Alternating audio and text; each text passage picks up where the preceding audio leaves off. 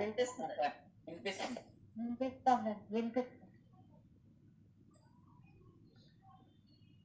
Srikrishna sir. జై Srikrishna.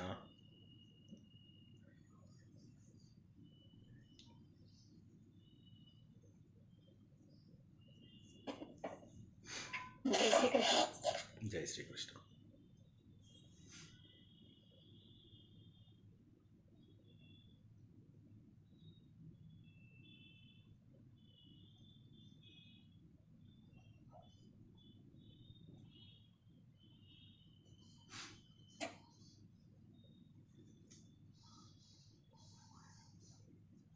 Sunday నాడు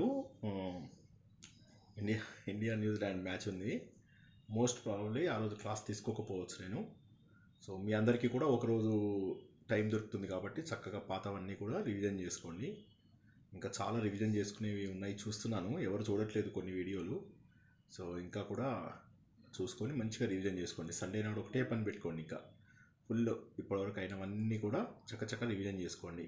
వీడియోలన్నీ కూడా 1.5x లోపల చూసేసేయచ్చు. మీరు 1.5 స్పీడ్ లోపల చూసినట్లయితే అన్నీ కూడా కంప్లీట్ చేయొచ్చు. అందులో లక్కీగా మనకు 5-6 కంటే కాలేదు, ఒక్కొక్క సబ్జెక్ట్లో 5-6 కంటే కాలేదు కాబట్టి. సో మీకు ఎన్ని ఉన్నాయి? 6 సబ్జెక్ట్స్, 5 సబ్జెక్ట్స్ అంతే కదా. Telugu, Hindi, English, science, social, maths అంతే కదా. సో ఐసిఎస్సి సిలబస్ కాదు ఇది, ఎస్ఎస్సి సిలబస్.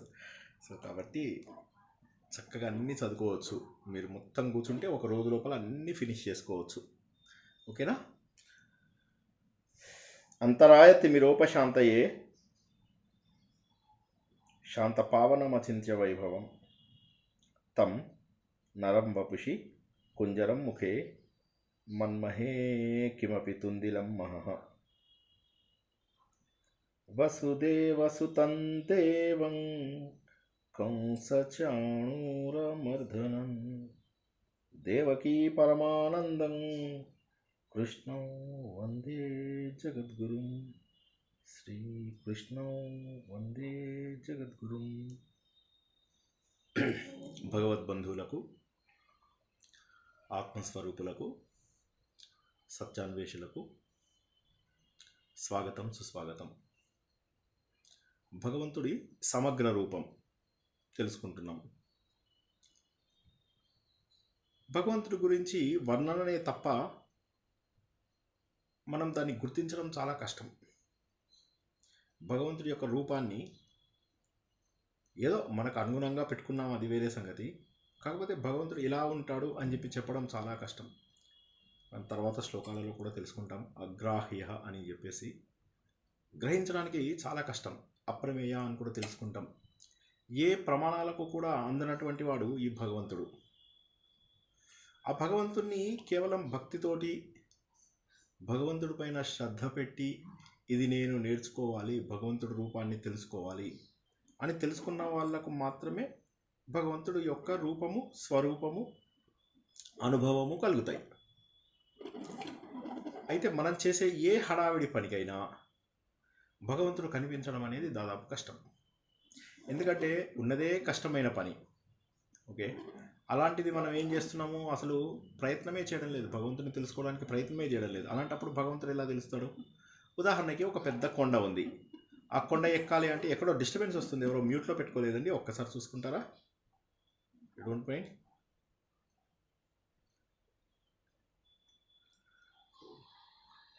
మన భగవంతుని ఎలా తెలుసుకుంటాం? ఇప్పుడు పెద్ద కొండ, ఆ కొండ మీదకి వెళ్ళాలంటే ఏం చేయాలి? ముందు మనము చాలా ఏటవాలుగా ఉంది. సో ముందు మనం ఏం చేయాలి? ఎర్లీ మార్నింగ్ ఎక్కడం స్టార్ట్ చేయాలి. మన కడుపు ఫుల్గా తినేసి బయలుదేరితే కుదరదు కదా. సో చాలా తక్కువగా తింటూ, ఇవి ఉంటాయి కదా నట్స్ లాంటివి కొద్ది కొద్దిగా తింటూ, మనకు శక్తి కావాలి.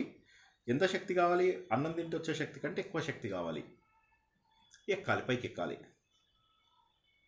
మనకు కావాల్సిన వస్తువులన్నీ కూడా తీసుకుని పైకి వెళ్ళాలి. ఈ సమయం లోపల మామూలుగానే కష్టము.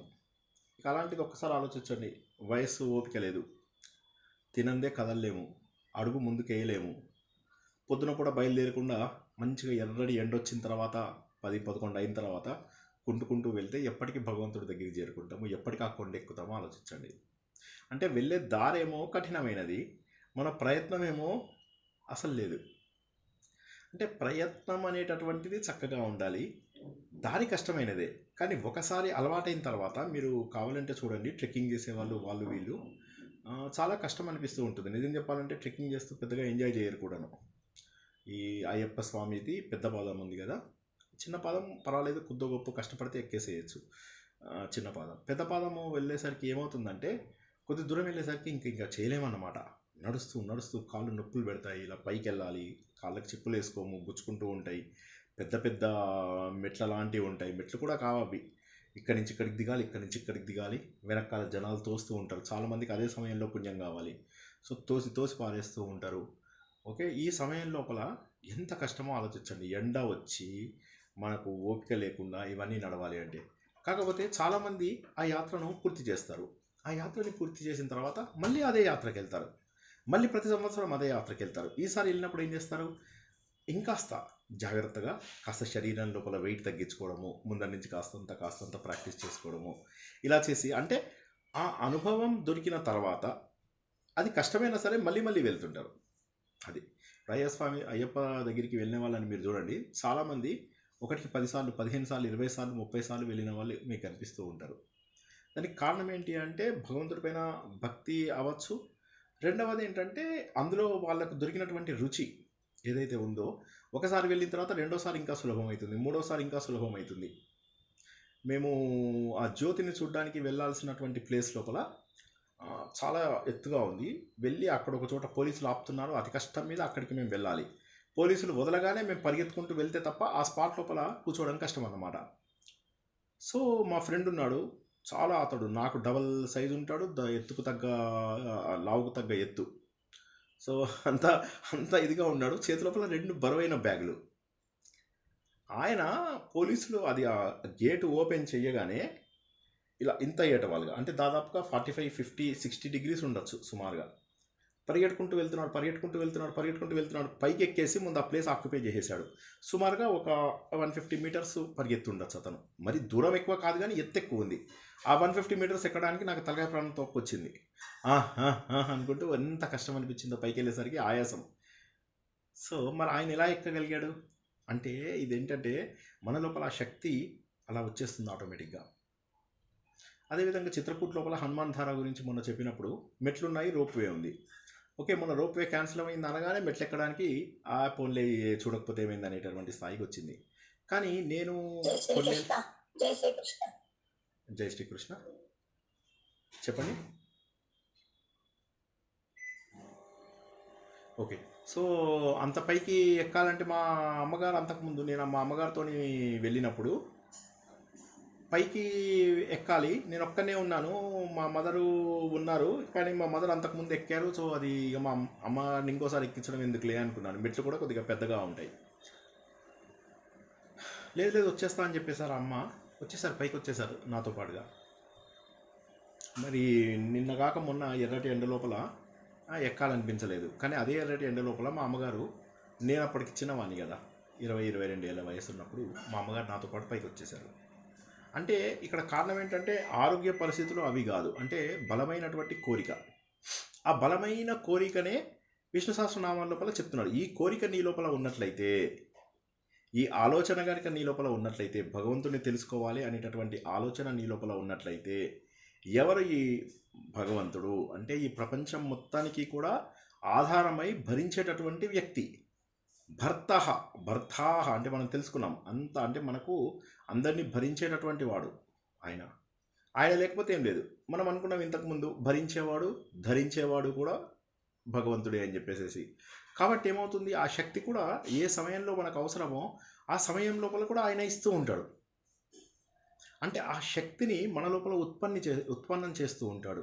అదిగాక తనకు అవసరమైనప్పుడు తను కూడా మళ్ళీ ఉద్భవిస్తూ ఉంటాడు. మనము సంభవామి అని చెప్పి తెలుసుకున్నామా, ప్రభవ ప్రకర్షేణ సర్వాణి భూతాని అస్మాద్ భవంతి.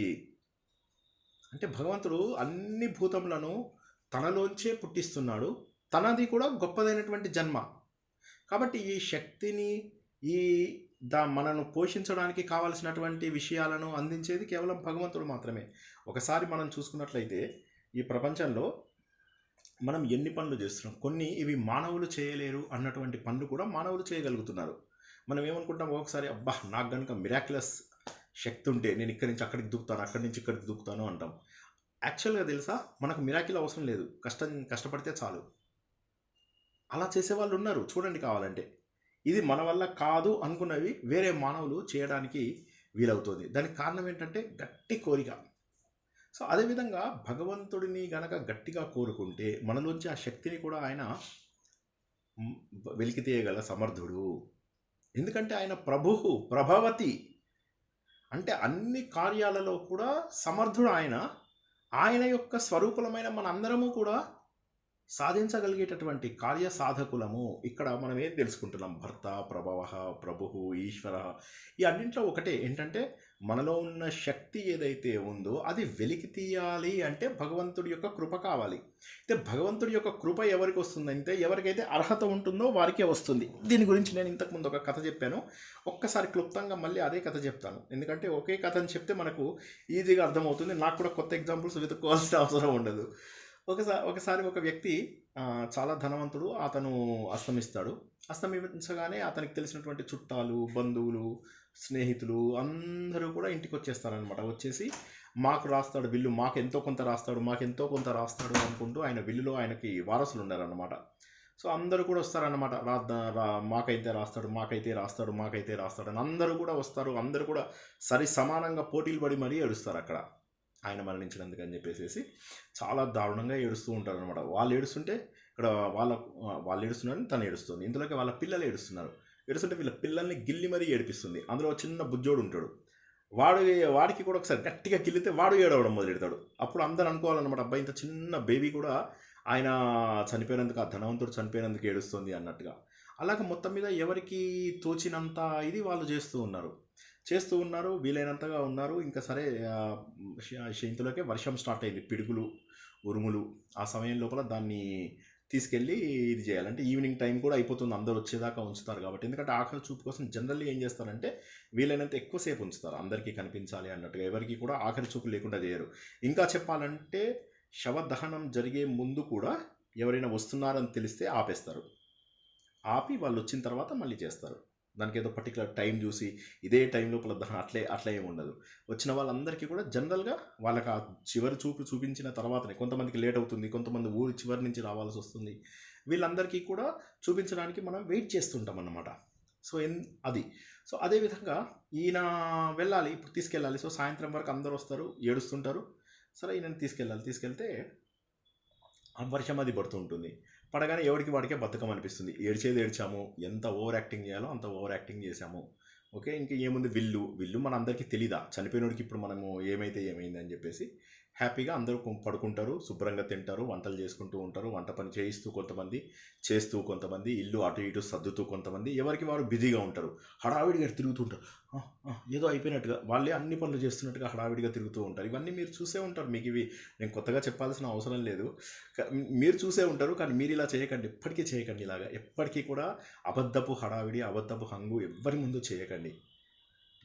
ఎవరికి మనం అబద్ధం చెప్పేది, ఎవరికి మన బతుకులెంత, మనమెంత, ఎవరికి అబద్ధం చెప్పేది మనం. ఇవాళ మన గురించి మంచి అనుకున్నవాడు చెడు అనుకోవడానికి ఎక్కువ టైం పట్టదు. మన గురించి మంచి అనుకోవడానికి, మనం మంచి పేరు తెప్పించుకోవడానికి 10 ఏళ్ళు కష్టపడితే 1 గంట లోపల మనం చెడ్డ పేరు తెచ్చుకోవచ్చు. కాబట్టి ఎవరి దగ్గర పేరు కోసం ప్రాకులాడవద్దు. పేరు కోసం అసలు ప్రాకులాడాల్సిన అవసరం లేదు, ఒక్కరి దగ్గరే మనకు కావాల్సిన పేరు, అంతే, ఇంకెవరి దగ్గర అవసరం లేదు. సరే, మొత్తం మీద ఆయనకు దగ్గర వాళ్ళు మాత్రం ఒక 6-7 ఉంటారు. వాళ్ళు మాత్రము అక్కడికి వెళ్తారు. వెళ్ళేసి అక్కడ ఆయన అంత్యేష్టి కంప్లీట్ చేసుకొని, అంత్య కార్యక్రమాలని కంప్లీట్ చేసుకొని వచ్చేస్తారు. అందరూ పడుకుంటారు.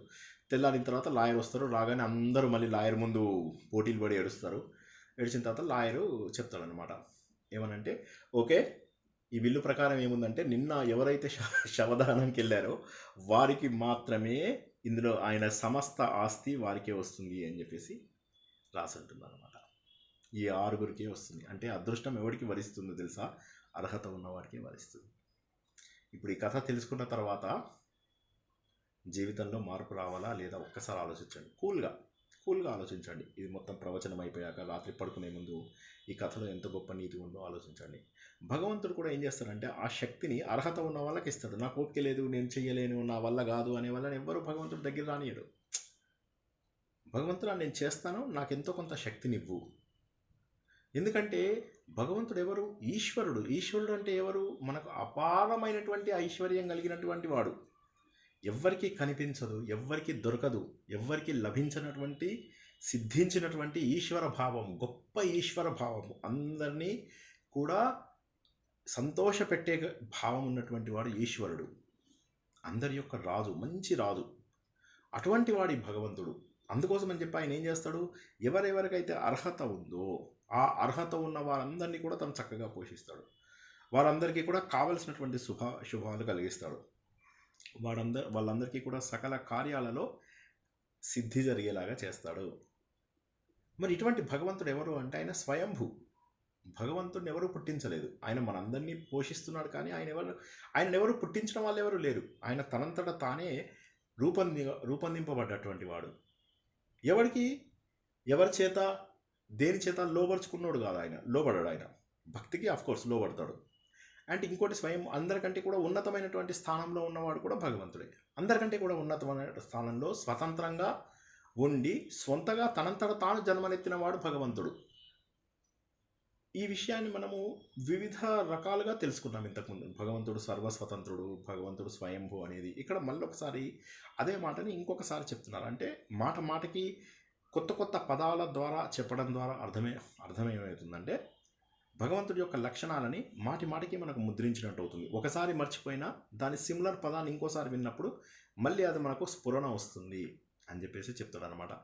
భగవంతుడు శంభు అంటే ఏంటంటే సుఖం కలిగించేవాడు, శాంతి కలిగించేవాడు. ఇది మనము శివుడికి కూడా యూజ్ చేస్తాం. ఒకసారి చూసుకున్నట్లయితే భక్తులకు ఆనందాన్ని, సుఖాన్ని కలిగించేవాడు. అంటే భక్తులు అంటే మళ్ళీ ఏకాదశి వ్రతం ఉన్న వాళ్ళు, లేకపోతే నువ్వు లేని జీవితం వ్యర్థం అయ్యప్ప, నువ్వు లేని జీవితం వద్దు విఠల అనే వాళ్ళకి కాదు.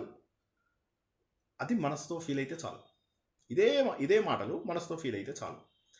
అలాంటి వాళ్ళు భక్తులు. అంటే ఎవరికైతే భక్తి, భగవంతుడిపైన నిజమైనటువంటి ప్రేమ ఉంటుందో వారికి మిగతా వాటిలో ఎక్కువ ఆనందం దొరకదు.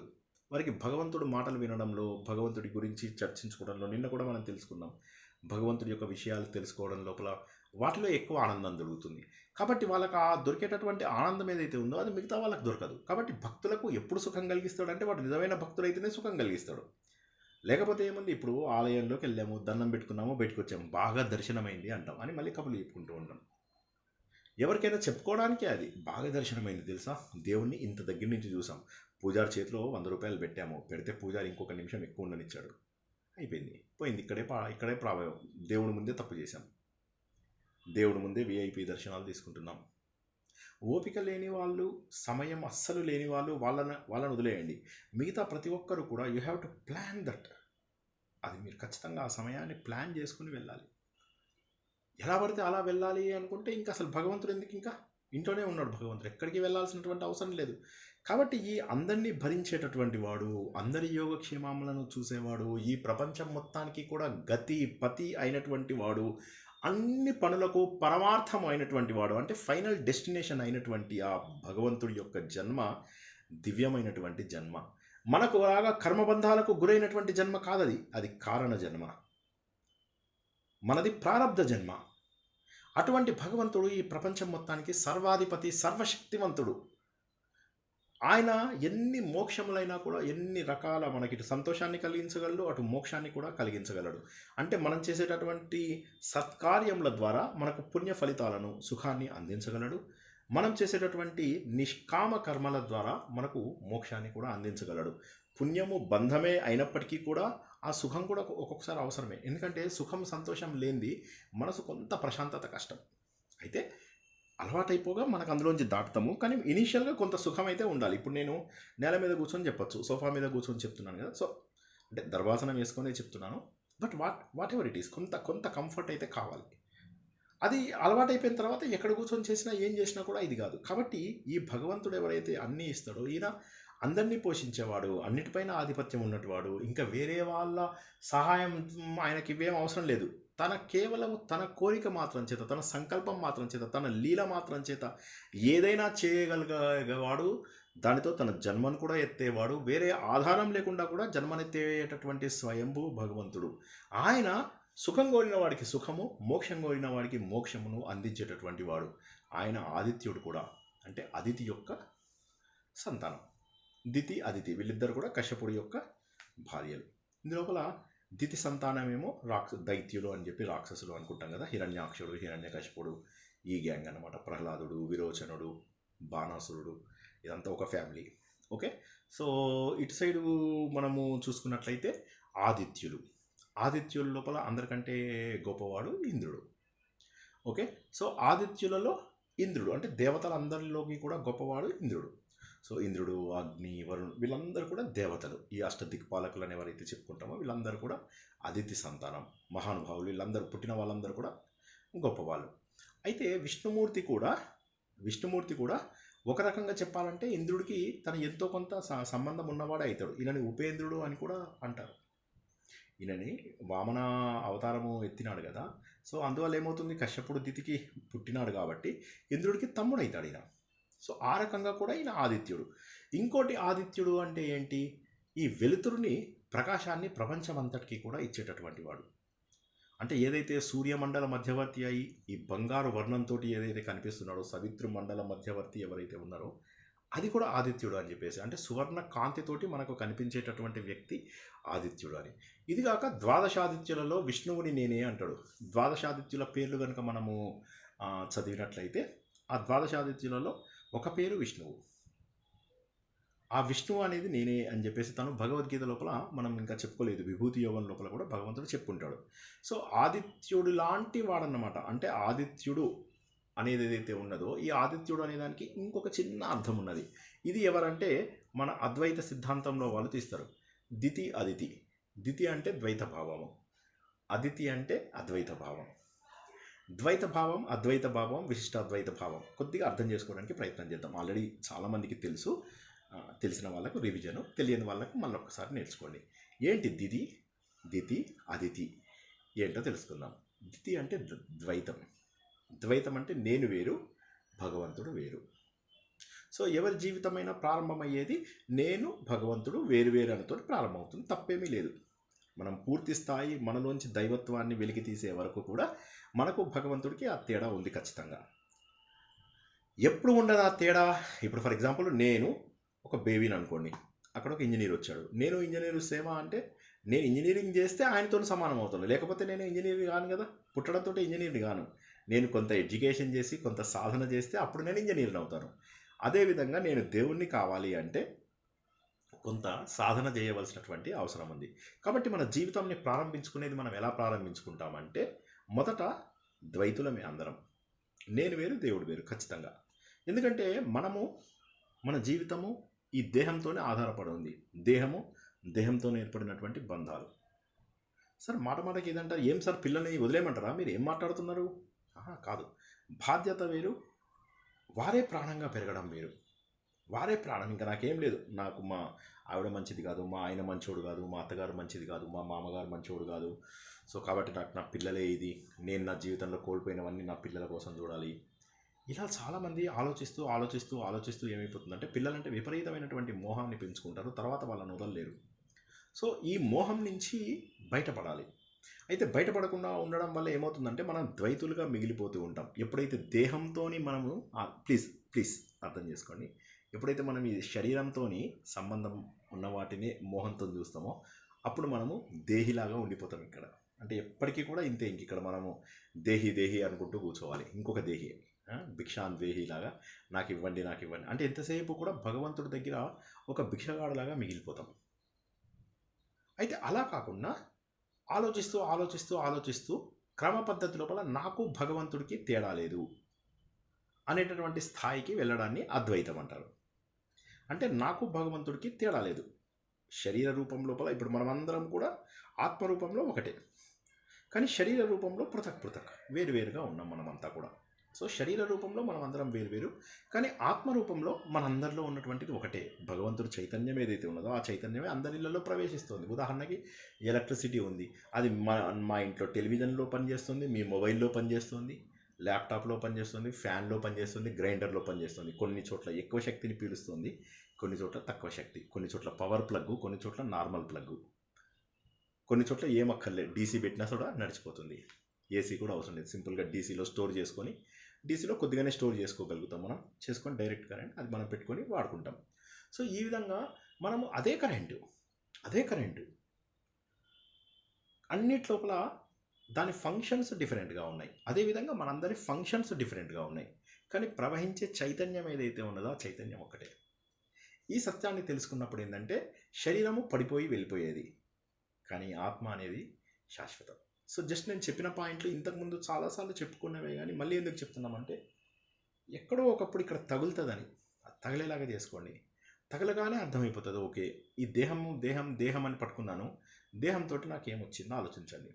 ఒకసారి చిన్నప్పటి నుంచి మీరు మనుషులతో పడ్డ కష్టాలు చూడండి. మీరు మంచిగా ఉన్నా కూడా జనాలు మిమ్మల్ని ఏమన్నారు, ఇంట్లో వాళ్ళు, బయట వాళ్ళు, ఆప్తులు అనుకున్న వాళ్ళు, ఆత్మీయులు అనుకున్న వాళ్ళు, బాగా నచ్చిన వాళ్ళు బ్యాక్ స్టాబింగ్ చేయడము. అన్నిటికంటే కూడా పెద్ద బ్యాక్ స్టాబింగ్ ఎప్పుడంటే మీకు పిల్లల నుంచి. ఎవరినైతే ఎక్కువ ప్రేమిస్తామో వాళ్ళు అంతకంటే ఎక్కువ దారుణంగా దెబ్బ కొడతారు. ఇవన్నీ ఒకసారి ఆలోచిస్తుండే, లేదు నా పిల్లలు మంచిలో ఫైన్, మంచిదైతే చాలా సంతోషం, కానీ ఒకసారి ఆలోచించినట్లయితే ప్రతి ఒక్కరూ కూడా స్వార్థంగానే ఉంటారు. దానికి కారణం ఏంటంటే మనము బృహదారణ్యక ఉపనిషత్తులో తెలుసుకున్నట్టుగా ఎవరైనా కూడా వారి సంతోషం కోసమే చూస్తారు. పిల్లల్ని నేను ప్రేమిస్తున్నాను అంటే నాకు అందులో ఆనందం దొరుకుతుంది కాబట్టి నేను అందులో ఆనందం వెతుక్కుంటూ అది పిల్లల కోసం, నేను నీకోసం ఇది చేశాను, నీకోసం అది చేశాను, నేను చిన్నప్పుడు నీకు ఈ పౌడర్ వేసాను, మొహం కడిగాను, ఇవన్నీ చెప్తుంటే ఎవరి కోసం?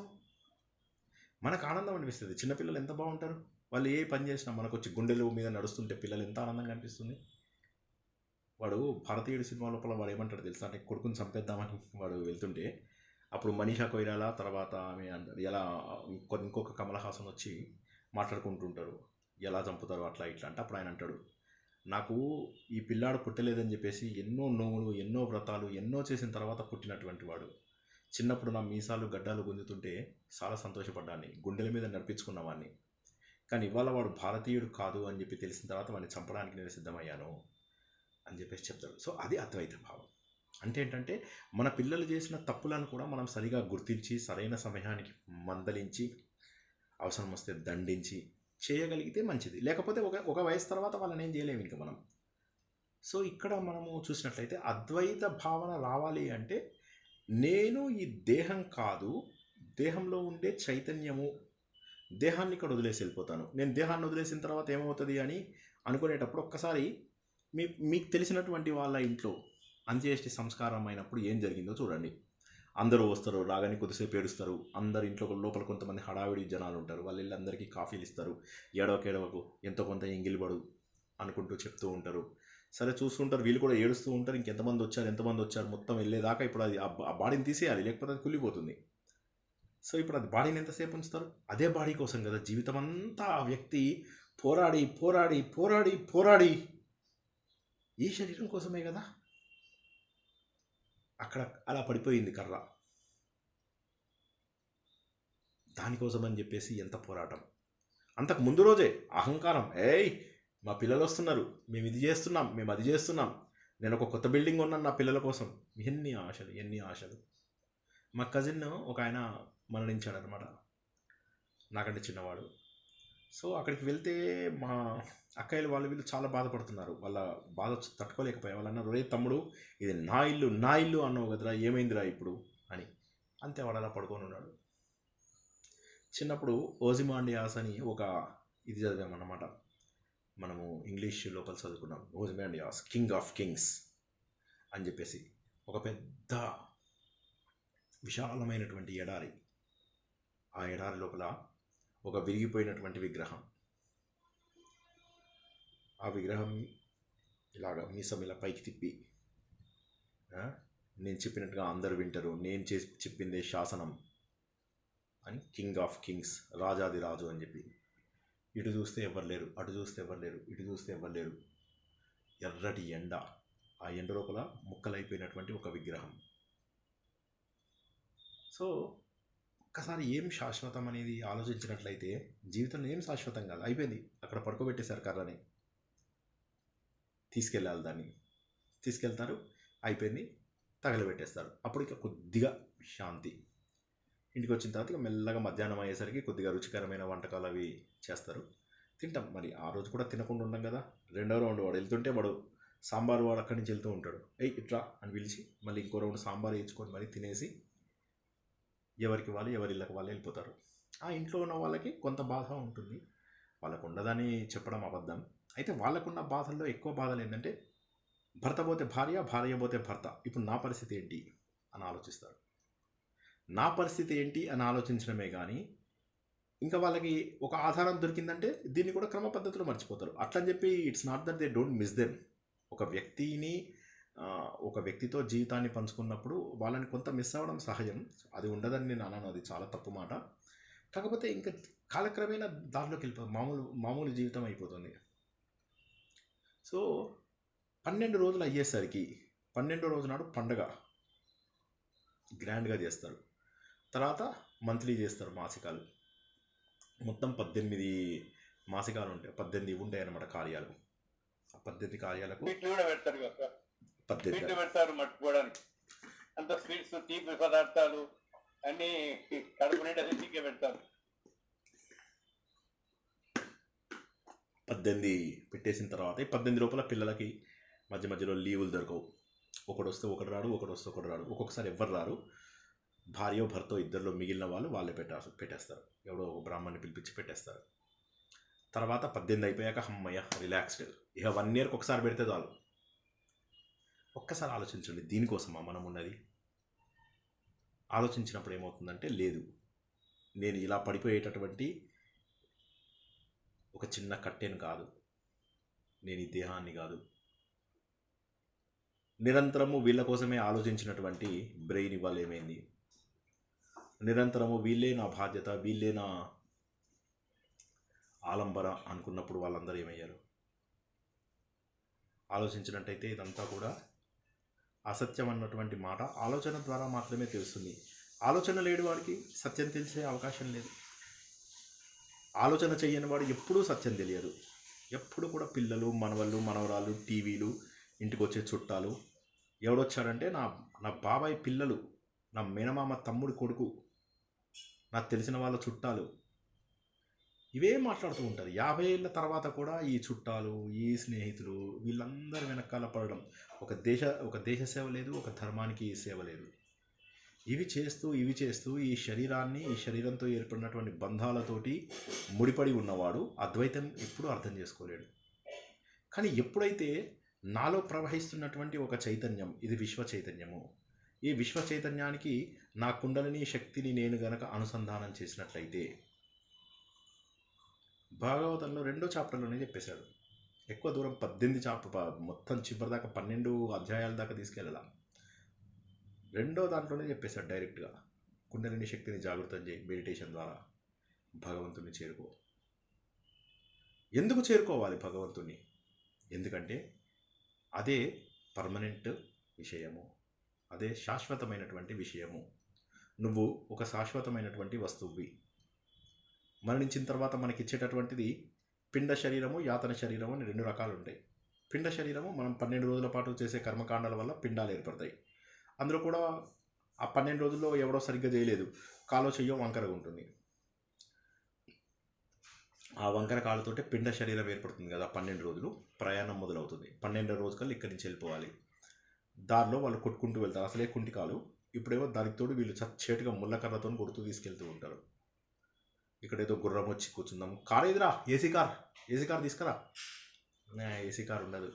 అందుకే అంటారు కదా, న గాడి హై న ఘోడా హై వహా పేదల్ హీ జానా హై, సజన్ రే झूठ मत बोलो खुदा के पास जाना है, न गाड़ी है न घोड़ा है वहाँ पैदल ही जाना है. ఎంత మనది, చాలా దూరము. వాడు అంటాడు కదా, హజారో మీల్ లంబే రాస్తే, అంటే వాడు అంటున్నాడు అనమాట, నిన్ను ఇంత దూరం కొన్ని వేలాది మైళ్ళ కొద్దీ నువ్వు నడుచుకుంటూ వెళ్ళాల్సి వస్తుంది ఆ పిండ శరీరం వేసుకొని, సరిగా ఏర్పడినటువంటి శరీరంతో. ఎందుకోసం ఈ భ్రమని పెట్టుకుంటాను? ఒక్కసారిగా అమరుడవ అయిపోవా, ఒక్కసారిగా శాశ్వతమైనటువంటి శరీరాన్ని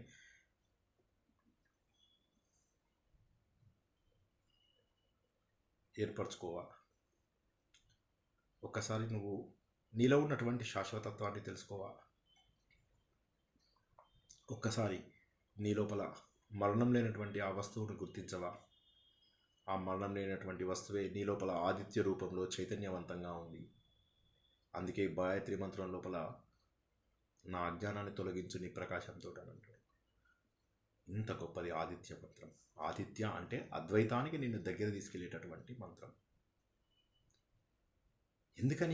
ఎందుకంటే ఆదిత్యుడికి పూషణాయ నమః అని చెప్పేసి, పూషణాయ అంటే పోషించేవాడు, పుష్కరాక్ష పోషించేటటువంటి కనులు ఉన్నవాడు. కనులు అంటే అక్కడ బేసికలీ పోషించడానికి అందరినీ చూస్తూ అందరినీ పోషించేవాడు. అంటే తామర పువ్వులు లాంటి కళ్ళు ఉన్నవాడు, ఒక స్ట్రైట్ ఫార్వర్డ్ మీనింగు. కానీ ఆదిత్యుడికి ఉన్నటువంటి కళ్ళు ఎలాంటివి? మనందరినీ పోషిస్తాయి. ఆదిత్యుడున్నాయి, ఓం రవే నమః, ఓం సూర్యాయ నమః, ఓం భారవే నమః, ఓం ఖగాయ నమః, ఓం పూషణాయ నమః.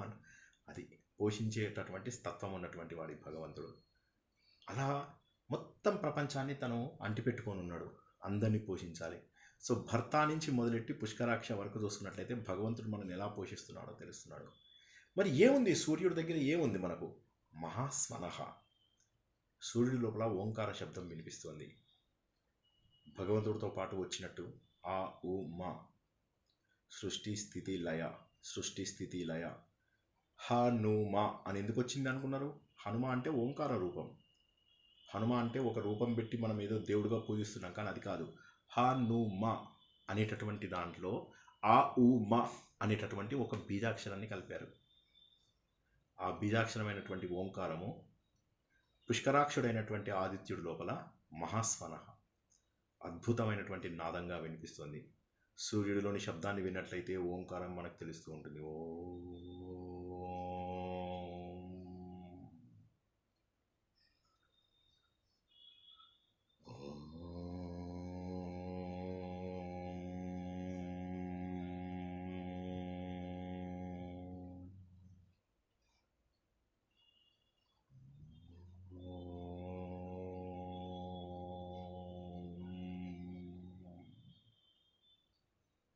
సూర్యుడి లోపల ఒక పెద్ద శబ్దం, ఒక పెద్ద నాదం వినిపిస్తుంది. ఆ నాదం ఎలాంటిదంటే ఆనందాన్ని కలిగించే నాదం. ఆ నాదం ఎలాంటిదంటే మనకు జీవం పోసే నాదం. ఆ నాదం ఎలాంటిదంటే జ్ఞానవంతమైనటువంటి నాదం. ఆ నాదం ఎలాంటిదంటే మనల్ని మేల్కొల్పే నాదం. ఆ నాదం ఎలాంటిదంటే మనల్ని జాగృతం చేసేటటువంటి నాదం. ఆ నాదం ఎలాంటిదంటే మనకు విజ్ఞానాన్ని అందించేది. ఆ నాదం ఎలాంటిదంటే మన లోపల తమస్సును దూరం చేసి సాత్విక గుణాలను అలవాటు చేసేటటువంటి నాదం. అందుకే భగవంతుడిని మహాస్వనః. ఈ నాదానికే ఆయన ప్రమాణమయ్యాడు. ఆయన ఏం చేశాడు? మహేశ్వర సూత్రాలలో ముందు శబ్దాన్ని తీసుకొచ్చాడు. ఆయన మహాస్వనుడు. అండ్ ఈయనకేంటి? అనాది నిధన. అయిన ఎవరు? ఇటువంటి నువ్వు ఏ స్టేజ్కి వెళ్తావు అప్పుడు? భగవంతుడు అనాది నిధన అంటే నువ్వు కూడా ఆ స్టేజ్కి వెళ్తావు. అంటే ఆది లేదు, నిధన అంటే చనిపోవడం. తుది లేదు, మొదలు లేదు, తుది లేదు. అనాది నిధన, నా ఆది నా నిధన. అంటే నిధన పుట్టుక లేదు, తర్వాత చివర లేదు. అటువంటి స్థాయికి ఉన్నటువంటి ఆ ఓంకారం. ఎవరు? మనందరినీ పోషించేటటువంటి ఆదిత్యుడు. ఎవరు? తనంతట తనుగా పుట్టినటువంటి స్వయంభూ అనేటటువంటి ఆ భగవంతుడు. ఎవరు? పోషించే పుష్కరాక్షుడు. అటువంటి భగవంతుడు ఆయన ఎవరు? ధాత. ధాత అంటే ఏంటి? ధరించేవాడు ధాత. ధరించేవాడు, అందరినీ ధరించి ఉండేవాడు. అందరికీ మనకు జన్మను దదాతి, అది కూడా దాతనే. మనందరికీ జన్మలిచ్చినవాడు, మనందరినీ పుట్టించినటువంటి వాడు. బ్రహ్మ లాంటివాడు, బ్రహ్మ కన్నా గొప్పవాడు. ఈ ప్రపంచంలో ఉన్నటువంటి చరాచర జీవరాశులన్నింటినీ పుట్టించినటువంటి వాడు ధాత. ధాత మనకు జన్మను దదాతి, మనకు జన్మనిచ్చినటువంటి వాడు, కర్మలను ఇచ్చినటువంటి వాడు. బ్రహ్మదేవుడు, బ్రహ్మను కూడా కన్నటువంటి వాడు, బ్రహ్మ కంటే కూడా గొప్పవాడు. ఎవరైనా విధాత. విధాత తలపున అని అనుకుంటాం కదా బ్రహ్మదేవుడి గురించి మనం మాట్లాడేటప్పుడు. విధాత. విధాత అంటే నీ విధిని రాసేటటువంటి వాడు. నీ విధిని అంటే నువ్వు చేసినటువంటి కర్మలను నీకు అందించేటటువంటి వాడు భగవంతుడు. భగవంతుడు కర్మఫల ప్రదాత. నా మీద ఎందుకో దేవుడికి కోపం వచ్చిందండి, పగబట్టాడు. పగబట్టాడా? రండి రండి, మా ఇంట్లో ఎవరో ఒక శ్లోకం చదివారు, ఆయన చచ్చినోడు లేచి కూర్చున్నాడు. మరి రండి రండి చూపిస్తా. అది 1,00,000 సార్లు చేస్తావు, ఏం రాదు. ఏమండి నేను 1,00,000 సార్లు చేశాను పంతులు గారు, ఏం చేయాలి? ఇంకో 1,00,000 చేయండి. అర్థం కావట్లేదా? 1,00,000 అయింది అంటే అర్థం కావడం లేదా? ఎప్పటికీ బుద్ధి ఎప్పుడు వస్తుంది? భగవంతుడి తత్వం అర్థం చేసుకుంటే చాలు. భగవంతుడి గురించిన ఆలోచన చాలు. ఆలోచన ఆలోచన ఆలోచన మాత్రమే భగవంతుడికి దగ్గర తీస్తుంది. తర్వాత వస్తుంది మనకు అప్రమేయ అని. అప్రమేయ అంటే ప్రమాణం లేనటువంటి వాడి భగవంతుడు. ఏ ప్రమాణానికి కూడా దొరకడు. ప్రమాణం అంటే ఏంటి? శబ్ద ప్రమాణం. ఇది ఏమంటారు, మనకు ఇంద్రియాలతో కనిపించేటటువంటి ప్రమాణం. తర్వాత మనకు ఉపమానాల ద్వారా దొరికేటటువంటి ప్రమాణం, శాస్త్రాల ద్వారా దొరికేటటువంటి ప్రమాణం. ఇలా దేని ద్వారా కూడా ఆయనని కరెక్ట్గా ప్రూవ్ చేయడం కష్టం. ఎందుకు వచ్చింది ఈ ప్రశ్న అంటే, మీరు శృతి గీతలు మనం చెప్తుంటే విన్న సమయం ఉంది కదా, అందులోపల మనం ఏం తెలుసుకున్నాం? శృతి గీతలలో భగవంతుడితో పాటే మేము పుట్టినప్పటికీ మేము కూడా ఆయనను ఎగ్జాక్ట్లీ డిఫైన్ చేయలేము.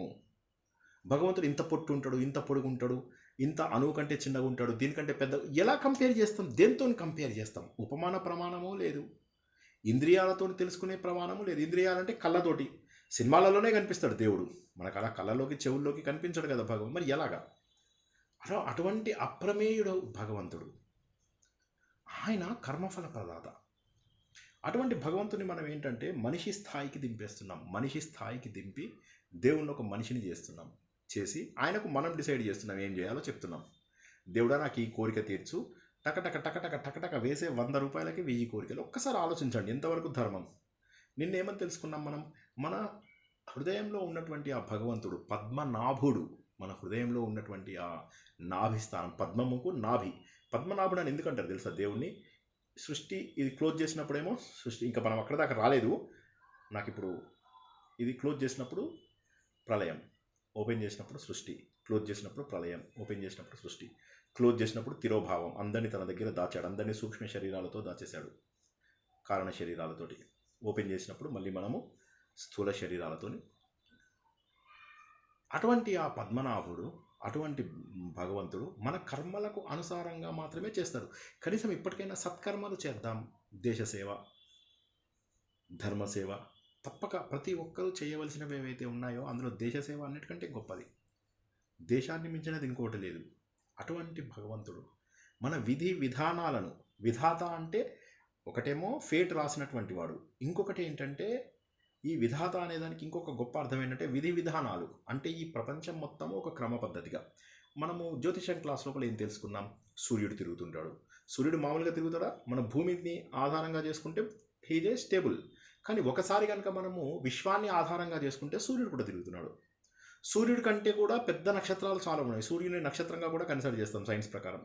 సూర్యుడి కంటే ఎంతో పెద్ద నక్షత్రాలు ఉన్నాయి. ఆ నక్షత్రాలు వాళ్ళకి చాలా దూరంగా ఉన్నాయని అవి కాన్స్టెంట్గా ఉన్నాయి అనుకొని వాటిని మనం రాశులుగా చేసాం. కుప్పలు కుప్పలుగా చేసి మనకు తెలిసిన కొన్ని నక్షత్రాలు, మనపైన ప్రభావం చేసే కొన్ని నక్షత్రాలను మాత్రం తీసుకున్నాం. సూర్యుడు తిరుగుతున్నాడు, చంద్రుడు తిరుగుతున్నాడు, భూమి తిరుగుతోంది, గురువు, శుక్రుడు వీళ్ళందరూ తిరుగుతున్నారు. తిరుగుతూ ఒకరితోనొకళ్ళు ఢీకొనట్లేదు. ఎవరి కక్షలో వాళ్ళు, ఎవరి వేగంతో వాళ్ళు, ఎవరు ఇదంతా నియంత్రిస్తున్నది, ఎవరి ఈ సిస్టమ్ పెట్టింది ఎవరు? ఒక్కసారి ఆలోచించండి. ఈ విధి విధానాలు పెట్టింది ఎవరు? ఆయననే విధాత. ధాత ఆయననే, విధాత కూడా ఆయననే. అంటే ఈ ప్రపంచాన్ని మొత్తాన్ని కూడా ఒక క్రమ పద్ధతి లోపల ధర్మబద్ధంగా ఏది ఎలా నడవాలి అనేటటువంటిది తెలియజేసేటటువంటి ఆ మహాత్ముడు ఎవరైనా, ఆయన ధాతువులలోకే గొప్పవాడు. ధాతువులలో గొప్పవాడు అంటే ఏంటి? ధాతురుత్తమ, ఉత్తమమైనటువంటి ధాతువు ఆయన. ధాతువు అంటే ఏంటి? మూలము అని అర్థం. ధాతువు అంటే మూలము.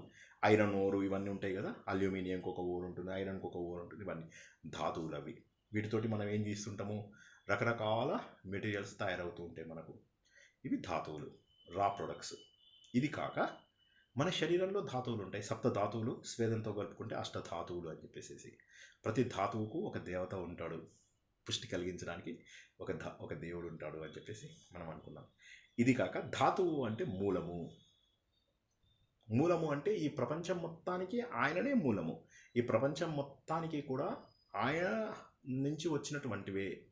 కాబట్టి ఆయన ఒక మూలము అని చెప్పి అనుకుంటే, రా మెటీరియల్ అనుకుంటే, అందులోంచి ఈ ప్రపంచమంతా కూడా రకరకాల వస్తువులుగా తయారైంది. అంటే ఏంటో చెప్తా. ఫెర్రైట్ ఉందనుకోండి, ఆ ధాతువులోంచి రకరకాల స్టీల్ వస్తువులు అవి ఇవి ఇనుప వస్తువులు మనం తయారు చేస్తున్నాం. ఒక 30 రకాల ఇనుప వస్తువులు. మట్టి అనేది ధాతువు అనుకుంది. మట్టి నుంచి రకరకాల కుండలు, పాత్రలు ఇవన్నీ మనం తయారు చేస్తున్నాం. మన శరీరం అంతా కూడా ఒక ధాతువుతోటే తయారైంది. కానీ ఉన్నవి సప్తధాతువులు. మనం మొన్న ఏమనుకున్నాం, అష్టధాతు ఉంగరం అని చెప్పేసి హిమాలయాల్లో దొరుకుతుంది. ఈ అష్టధాతు ఉంగరం కనుక పెట్టుకుంటే మనకు చాలా వరకు కోరికలు తీరుతాయని నమ్మకం అనమాట. సో నేను ఎప్పుడు వెళ్ళినా కూడా హిమాలయాస్కి, ఋషికేశ్ వెళ్ళినా కొన్ని స్పెషల్ షాపుల్లో నేను అష్టధాతు ఉంగరాలు తీసుకొస్తుంటా. చాలా తక్కువకు వస్తాయి అవి, 100-150 రూపీస్ అట్లుంటాయి అంతే. అవి తీసుకొని వచ్చి మా ఫ్రెండ్స్ అందరికీ ఇస్తాను. వాళ్ళకి అందరికీ ఎలా అవి ఎప్పుడు పెట్టుకోవాలి, ఏ సమయంలో పెట్టుకోవాలి, ఎలా చేసి పెట్టుకోవాలి నియమాలు చెప్పి ఇస్తానన్నమాట. ఫ్రెండ్స్ అందరూ ఒక కోరిక కోరుకొని 11 రోజుల్లో తీసేయండి అని చెప్పి చెప్తాను. సరే, నమ్మిన వాళ్ళకి నమ్మినంత. సో అందరూ ఎవరిది వాళ్ళు, ఉద్యోగం లేనివాడికి ఉద్యోగం వచ్చింది, పెళ్లి కానివాడికి పెళ్ళయింది, పెళ్ళైనవాడికి ఇంకో పెళ్ళి. ఉంగరం అమ్మ, ఉంగరం. సో అయితే అది ఆ ఉంగరం పెట్టుకుంటే మొత్తం మీద అందరూ ఎవరికి వాడు కోరికలు తీరాయి చాలా హ్యాపీగా ఉన్నాయి.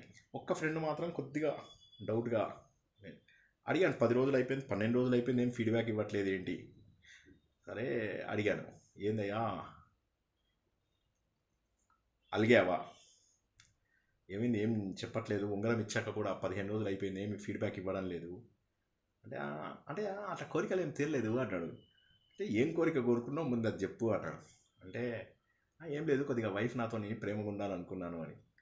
నేను పిచ్చోడా, దానికి అష్టధాతువులు కాదు 100 ధాతువులు పెట్టుకున్నా నీకు అది కోరిక తీరదు, అలాంటి కోరికలు కోరుకొని దేవుణ్ణి కూడా కన్ఫ్యూజ్ చేస్తావా నువ్వు అని చెప్పి చెప్పాను అనమాట. సో ఈ జోక్ చెప్పందే నాకు ఎందుకో మనసు ఒప్పుకోదు. ఎన్నోసార్లు చెప్పాను ఇదే జోకు, నా ఫేవరెట్ జోక్. అవును. సో ఈ ధాతువులన్నిటికీ కూడా మూలం ఈయన. అన్ని ధాతువులకి కూడా మూలం అష్టధాతువులతో ఇది తయారైంది. శరీరం అంతా కూడా ధాతువులతో తయారైంది. ఆ ధాతువులన్నిటికీ కూడా ఈయన మూలం. సో అటువంటి ధాతువు అంటే ఆయననే. ఇప్పుడు మనం దీన్ని ఇంకో రకంగా చెప్పాలంటే ఏంటి, ఆయనే ఒక బీజం. ఎటువంటి బీజము, మనం ఈ బీజం గురించి తెలుసుకున్నప్పుడు ఏమనుకున్నాము, నాశనం కానటువంటి బీజం. ఆ బీజంకే అన్నీ తెలుసు, ఎలా నేను ఎదగాలి, ఎలా ఉండాలి, ఏం చేయాలి, ఇవన్నీ కూడా తెలిసేటటువంటిది. మరి ఆ భగవంతుడి ఇన్ఫ్లుయెన్స్ మనపైన ఎలా ఉంది? హృషికేశుడు అంటే ఇంద్రియములకు ఈశ్వరుడు. మన శరీరంలో ఉన్నటువంటి ఇంద్రియాలు ఏవైతే ఉన్నాయో వీటన్నిటికీ కూడా ఆయన ఈశ్వరుడు. హృషికేశుడు, గుడాకేశుడు అని చెప్పేసి మనము తెలుసుకున్నాం కదా. హృషికేశుడు ఇంద్రియాలకు, గుడాకేశుడు అంటే మనస్సుని నిగ్రహించుకున్నవాడు. ఇంద్రియాలను నిగ్రహించుకున్నవాడు. నిద్ర అంటే తమస్సు అంటే మనస్సు. ఇంద్రియాలను మనస్సుని నిగ్రహించుకున్నట్లయితే అద్భుతమైనటువంటి స్టేజ్కి వెళ్తాం. ఒకటి అర్జునుడు, ఒకటి శ్రీకృష్ణుడు అని చెప్పి మనం భగవద్గీతలో తెలుసుకున్నాం. ఈ హృషికేశుడు అంటే ఏంటంటే ఇంద్రియాలని నిగ్రహించుకున్నటువంటి వ్యక్తి. ఆ ఇంద్రియాలకు ఈశ్వరుడు ఎవరు? భగవంతుడు. హృషికేశుడు ఇంద్రియాలన్నింటికీ కూడా అధిపతి. ఇంకోటి ఏంటి, హృషి అంటే హర్షామర్ష భయోద్వేగై అని. హర్ష అంటే ఆనందము. కేశముల ద్వారా ఆనందాన్ని కలిగించాడు. కేశములు అంటే ఏంది? కేశములు అంటే వెంట్రుకలు అనేది ఓకే. వెంట్రుకలని మనము ఇంకొక రకంగా కేశవ అని చెప్పి తెలుసుకున్నప్పుడు ఇంకొక రకంగా ఏం తెలుసుకున్నామంటే, కేశములని వెంట్రుకలతో పాటు పోల్చినప్పటికీ అవి సూర్య కిరణాలు అని చెప్పి తెలుసుకున్నాం. ఆ విధంగా భగవంతుడి యొక్క కిరణాల ద్వారా హర్షం కలిగించేవాడు హృషికేశుడు. అంటే వాటి ద్వారా మనకు ఆనందాన్ని కలిగిస్తాడు. ఈయన సూర్యుడి యొక్క, చంద్రుడి యొక్క రూపమైనటువంటి ఈ భగవంతుడి యొక్క కిరణాలు మనకు ఆనందాన్ని కలిగిస్తాయి. సో ఇంద్రియాలకు ఈశ్వరుడు అనే ఒక అర్థం తీసుకుంటాము. తర్వాత మనకు ఆనందాన్ని కలిగించేటటువంటి వ్యక్తి. ఎప్పుడు ఆనందం వస్తుంది మనకు? ఇంద్రియములను నిగ్రహించుకున్నప్పుడు ఆనందం వస్తుంది. సో ఇంద్రియములను నిగ్రహించుకోవడం ద్వారా ఆనందం ఇస్తాడని ఒకటి. ఇంద్రియాలన్నింటికి కూడా మూలమైనటువంటి శక్తి ఆయనే అని చెప్పేసి. తర్వాత కిరణాల ద్వారా అంటే భగవంతుడి యొక్క విజ్ఞానవంతమైనటువంటి కిరణాల ద్వారా ఎప్పుడైతే సత్యం తెలుసుకుంటామో, ఎప్పుడు గుర్తుంచుకోండి, సత్యం తెలుసుకున్నప్పుడు వచ్చే ఆనందం మిగతా అన్నిటికంటే కూడా గొప్పది. ఆ సత్యం తెలుసుకున్నటువంటి ఆనందం వల్ల మిగతావన్నీ కూడా దిగదుడిపోయాయి. అటువంటి భగవంతుడు పద్మనాభుడు. పద్మనాభుడు మనం ఇందాకనే తెలుసుకున్నాం. క్లోజ్ అయినప్పుడు అజ్ఞానం, ఓపెన్ అయినప్పుడు జ్ఞానం. అజ్ఞానం జ్ఞానం, అజ్ఞానం జ్ఞానం. పద్మనాభం అంటే స్ట్రైట్ ఫార్వర్డ్ మీనింగ్ మీ అందరికీ తెలిసిందే. పద్మం తన నాభిలో కలిగి అందులోంచి బ్రహ్మ సృష్టి ఏర్పడి మొత్తం ప్రపంచం అంతా కూడా సృష్టించాడు. కాబట్టి ఆయన మూలము అనేటటువంటిది ఒక అర్థం, స్ట్రైట్ ఫార్వర్డ్ మీనింగు. పద్మంకు నాభి లాంటి వాడు అని చెప్పి ఇంకొక మీనింగ్ తీసుకుందాం. పద్మం ఇది ఉందనుకోండి, విచ్చుకున్నా విచ్చుకోకపోయినా ఈ నాభి ప్రాంతం ఏదైతే ఉంటుందో అది ఎప్పుడూ యాక్టివ్గా ఉంటుంది. నాభి అంటే మధ్య భాగము అని చెప్పి లెక్క అన్నమాట. పద్మమునకు నాభి అని ఒక మీనింగు, పద్మమును నాభిలో కలవాడు అనేటటువంటి బహువ్రీహి సమాసం ఒకటి.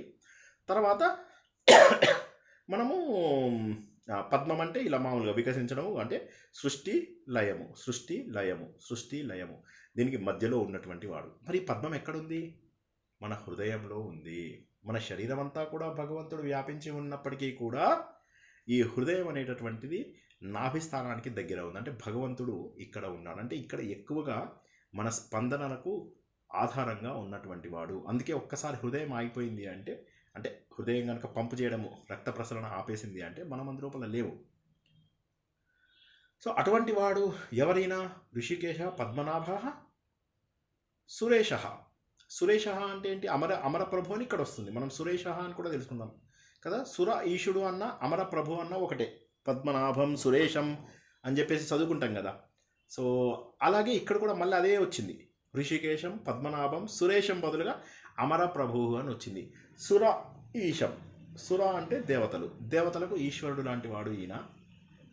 అమర ప్రభు అని ఇక్కడ ఉంది. అమర ప్రభు అంటే మరణం చెందినటువంటి వాళ్ళు దేవతలు, వాళ్ళు అమృతం తాగారు కాబట్టి మరణం చెందినటువంటి ఆ దేవతలు ఎవరైతే ఉన్నారో ఆ దేవతలందరికీ కూడా ప్రభు ఈయననే. అమర ప్రభు ఈయన విశ్వకర్మ. విశ్వం లోపల ప్రతి కర్మ, విశ్వం అంటే సర్వత్రా వ్యాపించి ఉన్నటువంటిది, అందులోపల జరిగేటటువంటి ప్రతి పని కూడా దేవుడి ఆధారంగా జరుగుతుంది. ఉదాహరణకి కొద్దిసేపు నేను ఊపిరి పీల్చుకుంటా అంటామా? అనం, ఆటోమేటిక్గా జరిగిపోతుంటుంది. మన శరీరం లోపల ఎన్నో డెడ్ సెల్స్ అని, తర్వాత యాక్టివ్ సెల్స్ అని ఉంటాయి. ప్రతిరోజు డెడ్ సెల్స్ పోయి కొత్త సెల్స్ వస్తూ ఉంటాయి. ఈ సెల్స్ అన్ని ఈ సెల్ డివిజన్ వల్లనే మనం బతుకుతున్నాం.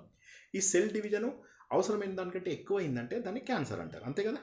సో ఈ సెల్ డివిజన్ జరగందే చచ్చిపోతాయి ఇవి. మన శరీరంలో ప్రతి భాగము పడిపోతుంది అంటే సెల్ డివిజన్ లేకపోవడం. ఈ సెల్ డివిజన్ మీకు చెప్పి నడుస్తుందా? ఒక మన శరీరంలోనే కొన్ని కోట్లాది కోట్లాది కోట్లాది కోట్లాది కణములు ఉన్నాయి.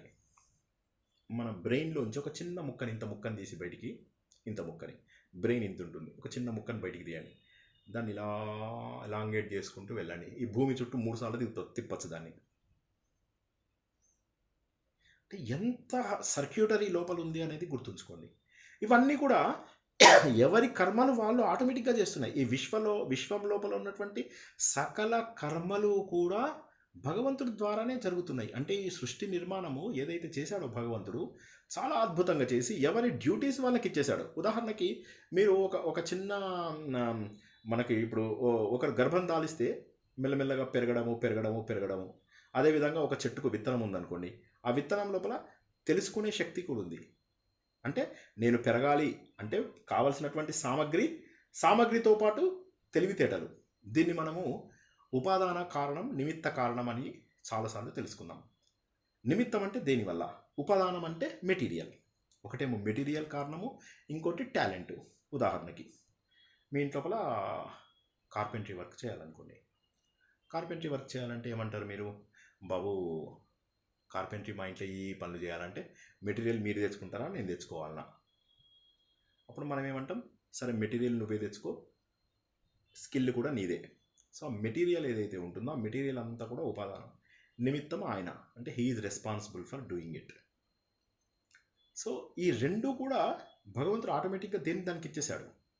ఎక్కడి నుంచి ఇచ్చేశాడు? అది ఎక్కడి నుంచి ఇచ్చాడంటే మనుహు అంటే తెలివితేటలు గలవాడు, తన సృష్టిని తను చేయగలిగేవాడు. దీన్ని ఇచ్ఛాశక్తి అంటాం. విశ్వకర్మ లోపల ఇచ్ఛాశక్తి ఉంది, క్రియాశక్తి ఉంది, జ్ఞానశక్తి ఉంది. మనుహు లోపల ఏంటంటే మననం చేయడం ద్వారా గొప్ప ఫలితాలను తీసుకొచ్చేవాడు. మనం మనువులు తెలుసు కదా, ఇప్పుడు మనకు వైవస్వత మనువు ఉన్నాడు. వైవస్వత మనువే ఇప్పుడున్నటువంటి మన్వంతరానికి రాజు. మొట్టమొదటి మనువు స్వయంభూ మనువు. తెలివితేటలు చాలా ఎక్కువ ఉన్నాయి ఆయనకి. భగవంతుడి శక్తి ద్వారా, మనువు అంటే మ్యాన్ అని ఇంగ్లీష్ లోపల అంటాం. ఆ మనువు తన తెలివితేటల ద్వారా, తన జ్ఞానం ద్వారా, తన ఉపాదానం, తన వస్తువుల ద్వారా ఈ సృష్టి మొత్తాన్ని తయారు చేశాడు. సో భగవంతుడే ఆ మనువు. భగవంతుడు ఎవరో కాదు, ఆ మనువే. అంటే గొప్పవాడు, మనువులలో గొప్పవాడు అన్నట్టుగా. మనుహు అంటే తెలివితేటలు ఉన్నటువంటి వాడు. విశ్వకర్మ అయినటువంటి భగవంతుడు మనుహు తెలివితేటలు గలవాడు. 14 మనువులు ఉన్నారు. స్వయంభూ మనువు, స్వారోచిష మనువు, ఉత్తముడు, రైవతుడు, చాక్, ఇవన్నీ ఏవైతే మనం తెలుసుకున్నామో వీళ్ళందరూ కూడా సృష్టిని చేయగలిగేటటువంటి శక్తి కలిగి ఉన్నారు. ఎలా కలిగి ఉన్నారు? మననం చేయడం ద్వారా. మననం చేస్తే మళ్ళీ మంత్రం అయిపోయింది. సో కాబట్టి మనహ అనేది ఏంటంటే మంత్రము. మంత్రం అంటే ఏంటి? సహజ సిద్ధంగా శక్తి ఉన్నటువంటి అక్షరం కానీ వాక్యం కానీ, అక్షరం కానీ వాక్యం కానీ. అక్షరంగా ఉన్నప్పుడు బీజాక్షరము లేదా హ్రస్వ మంత్రము అంటాము. పెద్దగా ఉండి గాయత్రి మంత్రం లాగా ఉంటుందని దీర్ఘ మంత్రం అంటాం. సో అందులో ఉన్నటువంటి శక్తి ఏదైతే ఉందో అది మనుహు. మరి ఆయన ఏం చేస్తాడు? త్వష్ట. త్వష్ట అంటే శిల్పి. త్వష్ట ప్రజాపతి అని కూడా ఒక ఆయన ఉన్నాడు. సో ఆ త్వష్ట ప్రజాపతిలో శిల్పి. శిల్పి అంటే ఏంటి? ఒక్కొక్క రూపము ఇచ్చేవాడిని శిల్పి అంటారు. శిల్పి ఏం చేస్తాడు? ఆ మెటీరియల్ని తీసుకొని చక్కగా చెక్కుతూ ఈ ప్రపంచంలో ఏ ఒక్కల ముఖం ఒక రకంగా ఉండదు. ఈవెన్ కుక్కలు కూడా మనకు సేమ్ అని అనిపిస్తాయి దూరం నుంచి చూస్తే, కానీ అన్ని వేరువేరుగా ఉంటాయి. నానా విధమైనటువంటి రూపంలను, నానా విధమైనటువంటి జాతులను తయారు చేసినటువంటి వాడు. ఎన్నో ఎన్నో ఎన్నో ఎన్నో ఎన్నో ఎన్నో వస్తువులని తయారు చేసుకుంటున్నటువంటి ఆ శిల్పి. స్థవిష్ట. స్థవిష్ట అంటే ఏంటంటే విస్తారమైనటువంటిది. ఎంత పెద్దదైనటువంటి అంటే బ్రహ్మాండం అంతా కూడా తన లోపల ఇముడ్చుకున్నటువంటి రూపము. అంటే బృహద్రూపమైనటువంటి మూర్తి. బృహత్ అంటే పెద్ద. ఆ బృహద్ రూపం, ఈ ప్రపంచమంతా తనే అయినటువంటి రూపము. అన్నిటికంటే పెద్దదైనది, అన్నిటికంటే విస్తారమైనటువంటిది, ఒక్కొక్కసారి అన్నిటికంటే చిన్నదైనటువంటిది కూడా. సూక్ష్మాతి సూక్ష్మమైనది. దీన్ని స్థవిష్ట. స్థవిష్ట. స్థవిష్ట అంటే ఈ ప్రపంచమంతాటిని తన లోపల చిన్నగా విమర్శించుకోగలడు. ఈ ప్రపంచమంతా తను కూడా విస్తారంగా ఉండగలడు. దాన్ని స్థవిష్ట. తర్వాత స్థవిర, ధ్రువ. ఈ రెండింటిని కలిపి చదువుతారు. కలపకుండా కూడా వేరువేరుగా తెలుసుకున్నా కూడా తప్పులేదు. స్థవిర అంటే పురాణము అని చెప్పి, పురాతనమైనటువంటిది, సనాతనమైనటువంటిది, ఎప్పటి నుంచో ఉండేది. ధ్రువ అంటే స్థిరంగా ఉండేది. ఎప్పటి నుంచో ఉన్నా కూడా స్థిరంగా ఉంది. ఇప్పుడు ఒక ఆయనకి ఒక చిన్న బేబీలా ఉంటాడు. ఈయనకి ఎంత వయస్సు అంటే 50 ఏళ్ళు అంటే ఒప్పుకుంటాం, మనము ఒప్పుకోము. ఎందుకంటే 50 ఏళ్ళ వయసుకు వచ్చే మార్పులు రావాలి. కానీ స్థవిర, ధ్రువ కనుక చూసుకున్నట్లయితే పురాతన కాలం నుంచి ఉన్నా కూడా భగవంతుడిలో తరుగుదల లేదు, భగవంతుడిలో వికారం లేదు, భగవంతుడిలో మార్పు లేదు. మార్పు ఉన్న ఏ వస్తువు కూడా శాశ్వతం కాదు. సో స్థవిర, ధ్రువ అంటే అర్థం ఏంటంటే స్థిరంగా ఉన్న, పురాతనమయ్యి స్థిరంగా ఉండి. అంటే దాని మీనింగ్ ఏంటంటే భగవంతుడిలో మార్పు లేదు, సత్యంలో మార్పు లేదు. ఎవరైనా స్థవిష్ట అంటే ఈ బ్రహ్మాండం అంతా కూడా సూక్ష్మ రూపంలోనూ స్థూల రూపంలోనూ కూడా విస్తారంగా కలిగి ఉన్నటువంటి వ్యక్తి. ఎవరు మరీనా? ఈయన విశ్వకర్మ మనుహు. విశ్వకర్మ అంటే విశ్వంలో జరుగుతున్న ప్రతి పని మనకు ఆటోమేటిక్గా జరిగిపోతున్నాయి. ఆటోమేటిక్గా జరుగుతున్నా. ఇప్పుడు ఇక్కడి నుంచి కణ విభజన జరగాలి, చేయండి అని చెప్పి చెప్తున్నామా? కణ విభజన ఆటోమేటిక్గా జరుగుతుంది. అన్నీ ఆటోమేటిక్గానే జరుగుతున్నాయి. బ్రహ్మాండాలు, ఎన్ని బ్రహ్మాండాలు ఉన్నాయి, వేటి కక్షలలో, వేటి యాక్సిస్లలో అవి అద్భుతంగా తిరుగుతూ ఉన్నాయి. ఇంత క్రమంగా చేసినటువంటి ఆ విశ్వకర్మ తెలివితేటలని మనుహు అంటారు. చేసేది ఎట్లా చేస్తున్నాడు? త్వష్ట, శిల్పి, శిల్పిలాగా చేస్తున్నాడు. ఆయన ఎవరు? అమరుడు. అమరులందరికీ కూడా గొప్పవాడు. అంటే దేవతలే గొప్పవాళ్ళు అనుకుంటా, దేవతల కంటే కూడా గొప్పవాడు. ఎందుకంటే అమృతం కూడా ఆయన ఇచ్చిందే. సో కాబట్టి అమృతం తాగినటువంటి వాళ్ళకంటే కూడా గొప్పవాడు. మరి ఎవడాయన? పద్మనాభుడు. పద్మము తన నాభిలో కలిగినటువంటి వాడు, లేదా పద్మమునకు నాభి లాంటి వాడు. సృష్టిని లయంని మనకు తెలియజేసేవాడు పద్మనాభుడు. అటువంటి పద్మనాభుడు ఎవరు? మన ఇంద్రియాలను నిగ్రహించుకోవడం ద్వారా మనకు ఆనందాన్ని కలిగించేవాడు. తన జ్ఞాన కిరణాలను మనపైన ప్రసారం చేసేటటువంటి వాడు. ఇవన్నీ చెప్పావు కదా, మరి ఆయనని నేను ఎలా గుర్తించాలి? ఏ ప్రమాణంతో గుర్తించాలి? అప్రమేయ. ఏ ప్రమాణాలతో కూడా గుర్తించలేము ఆయనని. ఇంద్రియాలతో తెలిసేటటువంటి ప్రత్యక్ష ప్రమాణం డైరెక్ట్గా అది తెలియదు. ఇది దేవుడు అని చెప్పి తెలియడం కొద్దిగా కష్టం. కొలతలకు దేనికి అందడు ఆయన. ఇంత పొడుగు, ఇంత పొట్టి అని చెప్పి తెలియడు ఆయన. అనుమాన ప్రమాణం ఉంటుంది. అనుమాన ప్రమాణం అంటే ఇక్కడి నుంచి పొగొస్తుందంటే అక్కడ ఏమైనా కాలిపోయిందా అని వెళ్తాం, దాన్ని అనుమాన ప్రమాణం అంటాం. కింద నేల మెత్తగా కనిపిస్తుంది, కనిపించినప్పుడు ఏమనుకుంటాం, ఇక్కడ వర్షం పడిందా, దీన్ని అనుమాన ప్రమాణం అంటాం. శాస్త్ర ప్రమాణం. సో శాస్త్ర ప్రమాణం ద్వారా తెలుసుకోవచ్చు. అప్రమేయ అనేటటువంటిది మామూలు జనరల్ వాటి నుంచి తెలుసుకోలేం, కానీ శాస్త్ర ప్రమాణం ద్వారా తెలుసుకోవచ్చు. అదిగాక మనస్సు కూడా ఇంద్రియముగా కన్సిడర్ చేస్తే మనసుతో తెలుసుకోలేం, కానీ ఆలోచనకు దొరుకుతాడు. ఇప్పుడు భగవంతుడు అప్రమేయుడే అంటే ప్రమాణములకు దొరకనటువంటి వాడే, ప్రమాణములకు దొరకనటువంటి వాడు అయినప్పటికీ కూడా భక్తితోటి ఆలోచనతోటి భగవంతుని మనకు తెలుసుకోవచ్చు. ఎందుకని? ఆయన ఈ ప్రపంచమంతా కూడా విధి విధానాలన్నీ పక్కా ఇచ్చినటువంటి విశ్వకర్మ. ఆయన విధాత, విధి విధానాలన్నీ చెప్పాడు. ఫేట్ని మన కర్మలకు అనుగుణంగా రాసినటువంటి వాడు. ఆయన ఎవరు? దాత, అందరినీ ధరించి ఉండేటటువంటి వాడు. దానం చేసేవాడు దాత, ధరించేవాడు ధాత, ఒత్తుధ ధాత, అందరినీ ధరించి ఉన్నటువంటి వాడు. అందులోపల అందరినీ ధరించిన వాడేవాడు? బ్రహ్మదేవుడు. ఆ బ్రహ్మదేవుడికే డాడీ ఈయన. అటువంటి ఎవరైనా అనాది నిధనుడు అంటే ఆది నిధనం అనేటటువంటివి లేనివాడు, అంటే పుట్టుక చావు అనేటటువంటివి లేనటువంటి వాడు. మనము శివపురాణంలో అదే తెలుసుకున్నాం. మరి ఆయన ఎవడు? సూర్యుడి లోపల ఉన్నటువంటి అద్భుతమైనటువంటి మహాస్వన, అద్భుతమైనటువంటి శబ్దము. అటువంటి శబ్దం ఉన్నటువంటి ఆయన పోషించేటటువంటి పుష్కరాక్షుడు. అందరినీ అంటిపెట్టుకుని జాగ్రత్తగా చూసుకుంటాడు. ఎందుకంటే తను చేసినటువంటి సృష్టి. మనకు బ్యాడ్ కర్మ ఇచ్చాడంటే అది మనం చేసుకున్న తప్పు, కానీ ఆయన తప్పు కాదు. కానీ అందరినీ కాపాడుకుంటూ వస్తాడు. ఒకవేళ కనుక situation if it goes out of control, తనను తాను ఆయన మళ్ళీ జన్మని ఎత్తించుకుంటాడు. ఆయన ఎవరు? సూర్యుడు. కిరణాలతోని మనందరినీ కూడా సంతోషం కలిగించేవాడు, మనందరినీ పోషించేవాడు, అదితి యొక్క పుత్రుడు అన్నటువంటి విషయాన్ని తెలుసుకుని ద్వాదశాదిత్యులలో కూడా నేను విష్ణువుని అని చెప్పేసి చెబుతాడు. అటువంటి వ్యక్తి ఎవరైనా ఆయన శంభు, మనకు సుఖాన్ని అందించేవాడు. ఎవరైనా స్వయంభూ, తనంతట తానే పుట్టాడు. ఏ విధమైన ఇది లేదు ఆయనకి. ఎందుకు? ఆయన ఈశ్వరుడు, అన్నింటినీ పాలించి పోషించేటటువంటి వాడు. అన్నిటిపైన సకల ఆధిపత్యము కలిగినటువంటి ఆ భగవంతుడు ఎవరైతే ఉన్నాడో ఆయనని ఇంకో ఎవరో పుట్టించాల్సినటువంటి అవసరం లేదు. ఎందుకంటే ఆయననే ప్రభువు, అందరికీ కూడా అధిపతి ఆయననే ప్రభవ, అంటే దివ్యమైనటువంటి జన్మలకు మూల కారణమైనటువంటి వాడు. అందరి యోగక్షేమములను చూసేవాడు ప్రభవము, భర్త, అందరిని భరించేటటువంటి వాడు.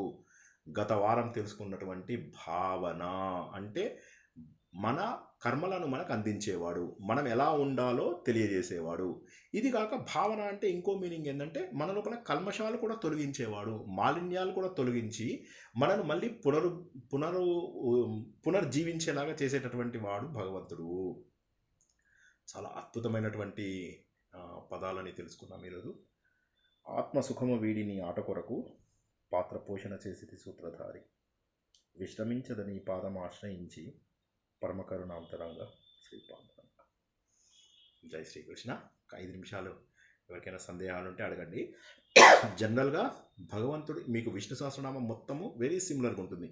లలిత సహస్రనామం లాగా కష్టం ఉండదు. లలిత సహస్రనామం లోపల ఎన్నో రహస్యాలు, ఇందులోపల సింపుల్గా తెలిసే రహస్యాలు ఏంటి? భగవంతుడికి ఆది అంతం లేదు, భగవంతుడు సర్వవ్యాపి, భగవంతుడు మనకు సకల సుఖాలు అందిస్తాడు, మన కర్మలు మనకు అందిస్తాడు, భగవంతుడు మన సృష్టి అంతటికి మూల కారణము, మళ్ళీ మనల్ని కలుపుకోవడానికి మూల కారణము. దీన్నే వివిధ నామముల ద్వారా ఆయన లక్షణాలను తెలుసుకుంటున్నాం. సో విష్ణు సహస్రనామం ఏం తెలియజేస్తుందయ్యా అని ఎవరన్నా అడిగితే, ఏ భగవంతుడైతే ఈ సృష్టికి కారణమో ఆయన లక్షణాలన్నింటినీ నేను పేర్లలాగా తెలుసుకుంటున్నాను. తెలుసుకున్నప్పుడు ఏమవుతుంది? ఆయనను నేను గుర్తించడానికి అవకాశం ఎక్కువ ఉంది. ఎప్పుడైతే ఆయన లక్షణాలన్నీ గుర్తిస్తానో అప్పుడు నాలో ఉన్నటువంటి గర్వం పటాపంచలైపోతుంది. ఎందుకంటే ఇన్నాళ్ళు నేనేదో సాధిస్తున్నాను, నేనేదో చేస్తున్నాను అనుకున్నవన్నీ కూడా కొట్టుకుపోతాయి. వండర్ఫుల్. ఎవరికైనా ఏమైనా ప్రశ్నలు ఉంటే అడగండి. అఫ్కోర్స్ ఇవాళ మోస్ట్లీ స్ట్రైట్ ఫార్వర్డే ఉంది, కానీ రేపు మనకు సంపూర్ణ మహాభారతము ఉంటుంది. ఇది సంపూర్ణ మహాభారతంలోనే మీ అందరికీ తెలుసు. భగవద్గీత కానీ, విష్ణు సహస్రనామం కానీ, శివ సహస్రనామం కానీ, ఇవన్నీ కూడా భగవద్గీతలోవే. సో అయితే రేపు సంపూర్ణ మహాభారతంలో మరొక భాగం ఉంటుంది, యయాతి చరిత్ర. తర్వాత మన పాండవుల ఇది స్టార్ట్ చేసుకున్నాము. రేపు అంతవరకు అవుతుంది. తర్వాత రేపు నాకు 4 వేరే వేరే ప్రోగ్రామ్స్ ఉన్నాయి. అయినప్పటికీ కూడా నేను రేపు క్లాస్ తీసుకోవడానికి ప్రయత్నం చేస్తాను. 99% తీసుకుంటాను. ఓపిక లేకపోతే తప్ప, అంటే రేపు నాకు మార్నింగ్ నుంచి ఈవినింగ్ వరకు 4 చోట్ల మాట్లాడేది ఉంది. మాట్లాడి నాకు ఇంకా ఓపిక లేకపోతే రేపు క్లాస్ తీసుకోను, లేకపోతే రేపు క్లాస్ తీసుకుంటాను. ఎల్లుండి మటుకు ఖచ్చితంగా క్లాస్ తీసుకోను. ఎల్లుండి అన్ని రివిజన్ చేసుకోండి. ఇప్పుడు చెప్పినవన్నీ పొద్దున్న ఒక 2 గంటలు, మధ్యాహ్నం ఒక 2 గంటలు, సాయంత్రం ఒక 2 గంటలు, రాత్రి ఒక 3-4 గంటలు ఇలా పెట్టుకొని మీకు ఇప్పటివరకు అర్థం కానివన్నీ ఒకసారి మళ్ళీ చూడండి. అన్నీ చూస్తే ఏమవుతుందంటే నేను చెప్పినవి మళ్ళీ మళ్ళీ రిపీట్ చేయాల్సిన అవసరం ఉండదు. జోక్స్ అయితే రిపీట్ చేస్తాను నేనైతే. జోక్స్ తప్ప ఇంకేమన్నా మీకు సబ్జెక్ట్ విషయాలు రిపీట్ చేయకుండా చక్కగా తెలుసుకుందాం. అండ్ ఎల్లుండి రేపైతే క్లాస్ ఉంటుంది, ఎల్లుండి ఖచ్చితంగా ఉండదు. ఆ రోజు అందరూ కూడా మీరు అంతా కూడా చూస్తారనుకుంటా కదా క్రికెట్. సో ఇండియా న్యూజిలాండ్ ఉంది. పెద్ద ఇంపార్టెంట్ కాకపోయినా గెలిస్తే బాగుండు అన్నట్టు. ఇద్దరు వెళ్ళిపోయాము, సెమీస్కి వెళ్ళిపోయాము. ఓకే, ఏమన్నా ప్రశ్నలు ఉంటే ఫీడ్బ్యాక్ ఉంటే తీసుకొని ఇవాళకి ముగించుకుందాం. జై శ్రీకృష్ణ సార్. జై శ్రీకృష్ణ. ఇందులోని సర్వ శివస్థానుర్ భూతాదిర్ నిధిరవ్యయ, స్థానుర్ భూతాదిర్ నిధిరవ్యయ, అది ఒకసారి చెప్తాను సార్. సర్వము అంటే సర్వత్రా వ్యాపించి ఉన్నటువంటి వాడు. శర్వ అనేటటువంటి పేరు అందరి దేవుళ్ళకి వస్తుంది. శర్వ అనేది అందరి దేవుళ్ళకి వస్తుంది. శర్వ అంటే ఏంటంటే పాపాలు తొలగించి, మలినాలను తొలగించి, దుఃఖములను పోగొట్టేటటువంటి వాడు శర్వ. అన్నీ మనకు ఇష్టం లేనటువంటి వాటన్నిటిని నాశనం చేసేవాడు. అంటే మనకున్నటువంటి అరిష్టాలు, చెడు ఇవన్నిటిని కూడా పోగొట్టేవాడు. ఎందుకంటే ఎట్లా పోగొడతాడు? భగవంతుని అర్థం చేసుకున్న వాడికి మాత్రమే అవి పోతాయి. సో శర్వ అంటే ఇంకో మీనింగ్ ఏంటంటే ఈ సృష్టి మొత్తము లయమైపోయే సమయం లోపల తన లోపల లీనం చేసుకునేవాడు కూడా శర్వహనే. తర్వాత శివ అంటే మంగళం మంగళము అంటే త్రిగుణాలు లేనటువంటి వ్యక్తిని శివుడు అంటాడు. త్రిగుణాలకు లోనవని వ్యక్తి శివుడు. ఎవరైనా సరే శివ అంటే పవిత్రమైనటువంటిది మంగళ స్వరూపము. ఎప్పుడు వస్తుంది మనకు ఆ మంగళ స్వరూపము? మనం త్రిగుణాలకు అతీతంగా లేకపోతే వస్తుంది. ఓకే, ఇవన్నీ మనం గత వారం తెలుసుకున్నవే. తర్వాత స్థాను అంటే ఏంటంటే స్థిరంగా ఉండేవాడు, కదలకుండా ఉండేవాడు. దీనికి మనం ఎగ్జాంపుల్ ఏం తెలుసుకున్నాం? దేవుడు పక్క రూమ్లో ఉంటే ఇక్కడ రా అని చెప్పి పిలవచ్చు, ఇక్కడ ఉంటే పక్క రూమ్లో పో అని పిలవచ్చు. కానీ అన్ని చోట్ల ఆయనే ఉన్నప్పుడు ఎక్కడికి పోమంటాం? ఇటు పో అంటే ఎక్కడికి పోతాడు? ఉన్నదంతా ఆయననే కదా. కాబట్టి స్థాను అంటే స్థిరమైనటువంటి వాడు, సత్యమైనటువంటి వాడు. భూత ఆది, భూతములకు ముందు పుట్టినవాడు. ఈ సకల భూతములకు ఆది అంటే మొదలు అనుకొడతాము. భూతములన్నిటికంటే ముందు పుట్టినవాడు. భూతములు అంటే ఏంటి? ఈ ప్రపంచంలో ఉన్నటువంటివి. భవతి అని ఏదైతే చెప్పుకుంటామో దాని నుంచి భూతి అని వస్తుంది. ఇదే నిన్న మనము విభూతిలో కూడా తెలుసుకున్నాం. ఇక్కడ ఉన్నటువంటి ఎగ్జిస్ట్ అవుతున్నటువంటి అన్ని ప్రాణులకు ముందున్నటువంటి వాడు భూత ఆది. నిధిహి అవ్యయ. నిధి అంటే ఏంటి? ట్రెజర్. అవ్యయ అంటే ఏంటంటి? తరగని నిధి. అంటే భగవంతుడి దగ్గర ఎంత నిధి ఉంది అంటే దీనికి ఎగ్జాంపుల్ ఏమి ఇచ్చాను నేను అప్పుడు? అమెరికా లోపల వాడు నోట్లు ప్రింట్ చేస్తూ ఉంటాడు, వాడికి ఎప్పటికీ తరగదు. మనం మాత్రం అట్లా ప్రింట్ చేయడానికి వీల్లేదు అనే ఎగ్జాంపుల్ ఇచ్చి చెప్పాను నేను. నిధి అవ్యయ. నిధి అవ్యయ అంటే ఎప్పటికీ తరగనటువంటి నిధి భగవంతుడు. ఎందుకంటే అంతా ఆయనదే. ఈ ప్రపంచంలో ఉన్న వస్తువులన్నీ ఆయనవే. ఆయన అంటే మనవే. యాజ్ ఎ మెటర్ ఆఫ్ ఫ్యాక్ట్ అవన్నీ కూడా మనవే. అంతేనా? మీకు ఇంకేమన్నా డౌట్స్ ఉన్నాయా? హలో. అంతే సార్, అంతే సార్. Thank you sir. జై శ్రీకృష్ణ సార్. జై శ్రీకృష్ణ. జై శ్రీకృష్ణ. పుష్కరాక్షు అంటే ఏంటి సార్? పుష్కరాక్షో మనము ఇవాళ ఏమని చెప్పుకున్నాం? పోషించేటటువంటి వాడు అనేది తెలుసుకున్నాం. పూషణాయ నమః అన్నటువంటి సూర్యుడు పేరు తర్వాత వచ్చింది అది. అవునా? సూర్యుడి పేరు తర్వాత వచ్చింది అంటే పుష్కరాక్షుడు అంటే తామరాకుల వంటి కంటున్నవాడు అని ఒక మీనింగ్ వస్తుంది. ఉంటే మనకేం లాభం?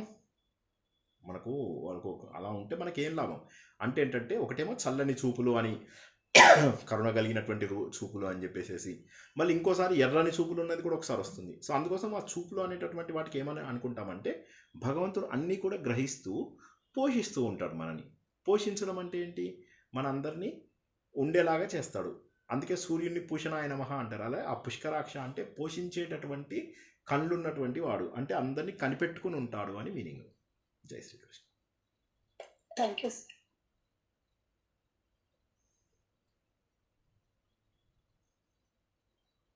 వండర్ఫుల్.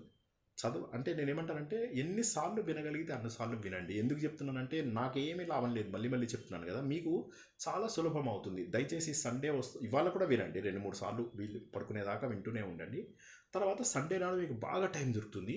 ఒక 7-8 గంటలు ఒక ఎగ్జామ్కి కూర్చొని చదువుతారు అనుకోండి. ఎట్లా చదువుతారు? అలా అనుకోండి, ఎగ్జామ్కి చదివినట్టుగా ఒకసారి అన్నీ పక్కన పెట్టుకొని మంచిగా కళ్ళు మూసుకొని ప్రశాంతంగా వినండి. వింటే ఏమవుతుందంటే ఆ సీక్వెన్స్ మీకు అర్థమవుతుంది. లక్కీగా ఏంటంటే అన్నీ కూడా 5 భాగాలు 6 భాగాలే అయినాయి. విష్ణు సహస్రనామం 6వ భాగము, మళ్ళీ తర్వాత సంపూర్ణ మహాభారతం ఒక 6-7 భాగాలు, జ్యోతిష్యం ఒక 6-7 భాగాలు, ఇవన్నీ కళ్ళు మూసుకొని చక్కగా వినేసేయండి, అన్ని రివిజన్ అయిపోతాయి. భగవద్గీత లోపల 7, 8, 9, 10వ అధ్యాయం చూడండి, ఎంత వీలైతే అంత చూడండి. ఎందుకంటే ఒక్కసారి నేను చెప్తున్నా కదా, పట్టుకునే వరకే ప్రాబ్లం, పట్టుకున్నాక ఇంకా మీరు వెళ్ళిపోతారు ముందుకే. ఇంకా అసలు ఇక మళ్ళా నేను చెప్పాల్సిన అవసరం లేదు, చక్క చక్క చక్క చక్క చక్క చక్క ఎదిగిపోతారు. అదేమవుతుందంటే ఆ స్టార్టింగ్ ఆ బ్రేకే కష్టము. ఒక్కసారి ఇప్పుడు మనము ఒక ఏమంటారు మోరీ అవి ఉంటాయి కదా, వాటికి ఏమైనా అడ్డం వస్తాయి. అడ్డం వచ్చినప్పుడు ఏం చేస్తాం మనము, అడ్డం వచ్చినప్పుడు ఒక పుల్ల పెట్టి ఎంతో ట్రై చేస్తాం. ఇక్కడేమో పెద్దగా అయిపోతుంది మోరీ, పెద్దగా అంత నీళ్ళన్నీ నిండిపోతూ ఉంటాయి. అందరు వచ్చి కాళ్ళు కడుక్కుంటూ ఉంటారు అక్కడే, చేతులు కడుక్కుంటూ ఉంటారు అక్కడే. మరి ఎలాగా ఉమ్మేస్తుంటారు. అప్పుడు ఎవడో ఒకడు వచ్చి ఏం చేయాలి, ఈ చిన్న హోల్ ఏదైతే ఉందో అక్కడ అడ్డుగా ఉన్నటువంటి మట్టిని కొద్దిగా ఇలా ఇలా కెలకడం కష్టము. కెలికాడు ఒక్కసారిగా అందులో ఉన్నటువంటి అడ్డంగా ఉన్నటువంటి వస్తువు బయటకు వచ్చేస్తుంది. బయటికి రాగానే నీళ్ళన్నీ ఇట్లా రాకెట్ గట్టి తగిన గోదావరిలాగా బయటకు వచ్చేస్తాయి. సో అదేవిధంగా ఏదైతే మనకు అడ్డుగా ఉందో, ప్లీజ్ ఇది నిజంగా నన్ను నమ్మండి, నేను హోల్ హార్టెడ్గా చెప్తున్నాను, ఆ అడ్డుగా ఉన్నది ఏదో ఒకటి మీకు తొలగిపోతుంది. ఒక్కసారిగా స్మూత్గా అన్నీ అర్థం అవ్వడం మొదలెడతాయి భగవంతుడు తత్వాన్ని. అందులో నేను ఏం చేస్తున్నానంటే వీలైనంత వరకు మనం తెలుసుకున్న వాటికి రిలేటెడ్వే చెప్పడానికి ప్రయత్నం చేస్తున్నాను. జై శ్రీకృష్ణ. జై శ్రీకృష్ణ సార్. ఇది యూట్యూబ్ కు సంబంధం లేకుండా వినలేమా సార్? వినొచ్చు, మీరు డౌన్లోడ్ చేసుకొని వినేయచ్చు. మీరు యూట్యూబ్తో సంబంధం ఏముంది, మీరు ఇందులో కూడా వినొచ్చు కదా. ఇది మన డైరెక్ట్గా టెలిగ్రామ్లోనే వినొచ్చు కదా. ఇవి యూట్యూబ్తో సంబంధం ఏముంది అంటే ఇప్పుడు మీకు లైవ్ లో వింటాం కానీ తర్వాత మీరు లింక్ పెడతారు కదా సార్, ఆ లింక్ మీద క్లిక్ చేస్తే మీరు ఇంట్లో టెలిగ్రామ్లోనే క్లిక్ చేయొచ్చు. టెలిగ్రామ్లోనే, అది యూట్యూబ్కి తీసుకెళ్లకుండా టెలిగ్రామ్లోనే ప్లే అవుతుంది. టెలిగ్రామ్లోనే చూడొచ్చు మీరు. యూట్యూబ్ అంటే ఇంటర్నెట్ కావాలి, ఏది ఏమైనా ఇంటర్నెట్ కావాలి. లేకపోతే మీరు ఏం చేస్తారంటే మీ ఇంట్లో ఎవరైనా పిల్లలు కానీ ఎవరైనా ఉంటే వాళ్ళని ఒకసారి డౌన్లోడ్ చేసి ఇచ్చేయమనండి. ఆడియోలాగా డౌన్లోడ్ చేసుకొని చక్కగా వినండి. 20 సార్లు 30 సార్లు 50 సార్లు వినండి. ఆడియో ఫార్మాట్లకు డౌన్లోడ్ చేసుకోవచ్చు. డౌన్లోడ్ అయినాయి ఎందులోకి వెళ్తాయి సార్ అవి? అది మీ అబ్బాయిని ఎవరినన్నా అడిగి మీరు మీ మొబైల్లోకే డౌన్లోడ్ చేసుకొని చూపించమనండి, వాళ్ళు చూపిస్తారు. మీరు ఎందులో అది మామూలుగా నేను పెట్టిన రికార్డును నొక్కితే యూట్యూబ్కి వెళ్ళి వినాల్సి వస్తుంది. లేకపోతే మీ ఇంట్లో వాళ్ళని ఎవరినన్నా అడిగి దాన్ని ఆడియోలాగా కొడితే మీకు ఆడియోలాగా కూడా కన్వర్ట్ చేసుకొని వినొచ్చు. ఒక్కసారి ఇంట్లో ఎవరినైనా అడగండి. అంటే ఇప్పుడు నేను మొత్తం ఎక్స్ప్లెయిన్ చేయడం కష్టము, అదేం లేదు. మీకు కొన్ని టూల్స్ ఉంటాయి, ఆ టూల్స్ పెట్టి మీరు యూట్యూబ్ వీడియోని ఆడియోగా డౌన్లోడ్ చేసుకుని మీ మొబైల్లోనే ఎప్పుడు పడితే అప్పుడు వినొచ్చు. ఆటోమేటిక్ వెళ్ళిపోతుంది సార్, యూట్యూబ్ అని వస్తుంది కదా. ఆవిడ అంటున్నది అది కాదు, ఇంటర్నెట్ లేకపోతే ఎట్లా అని అడుగుతున్నారు ఆవిడ. సో ఇంటర్నెట్ లేకుండా కూడా చూడొచ్చు మీరు. మీరు చూసినవి మేము 1.25 లో చూస్తాను. 1.25 1.5 లో కూడా చూసారంటండి, ఫాస్ట్ గా అయిపోతుంది. అందులో నేను 1.5 అంటే పూర్తి స్పీడ్ ఎక్కువ, 1.25 అంటే బాగా మనకు వినడానికి కన్వీనియంట్. కరెక్ట్. అది మిమ్మల్ని అడిగితే బాగుంటుంది. రైట్. జై శ్రీకృష్ణ. జై శ్రీకృష్ణ సార్. సార్ క్లాస్ లో డైరెక్ట్ టెలిగ్రామ్ లో ఉంటే బాగానే ఉంది సార్. యూట్యూబ్ కి వెళ్ళి డౌన్లోడ్ చేసుకుంటే వాయిస్ అసలు స్లో అవుతుంది. అది మా మొబైల్ ప్రాబ్లం అంటారా సార్? అవునండి, మీ మొబైల్ ప్రాబ్లమే. ఎందుకంటే నేను వింటున్నాను చాలా వాయిస్ చాలా క్లియర్గా వస్తుంది. నేను విన్నప్పుడు అయితే నాకు స్పీకర్లో పెట్టినట్టు వస్తుంది. అంటే 2 ఏమంటారు స్టీరియో సౌండ్లో వస్తుంది నాకు. మరి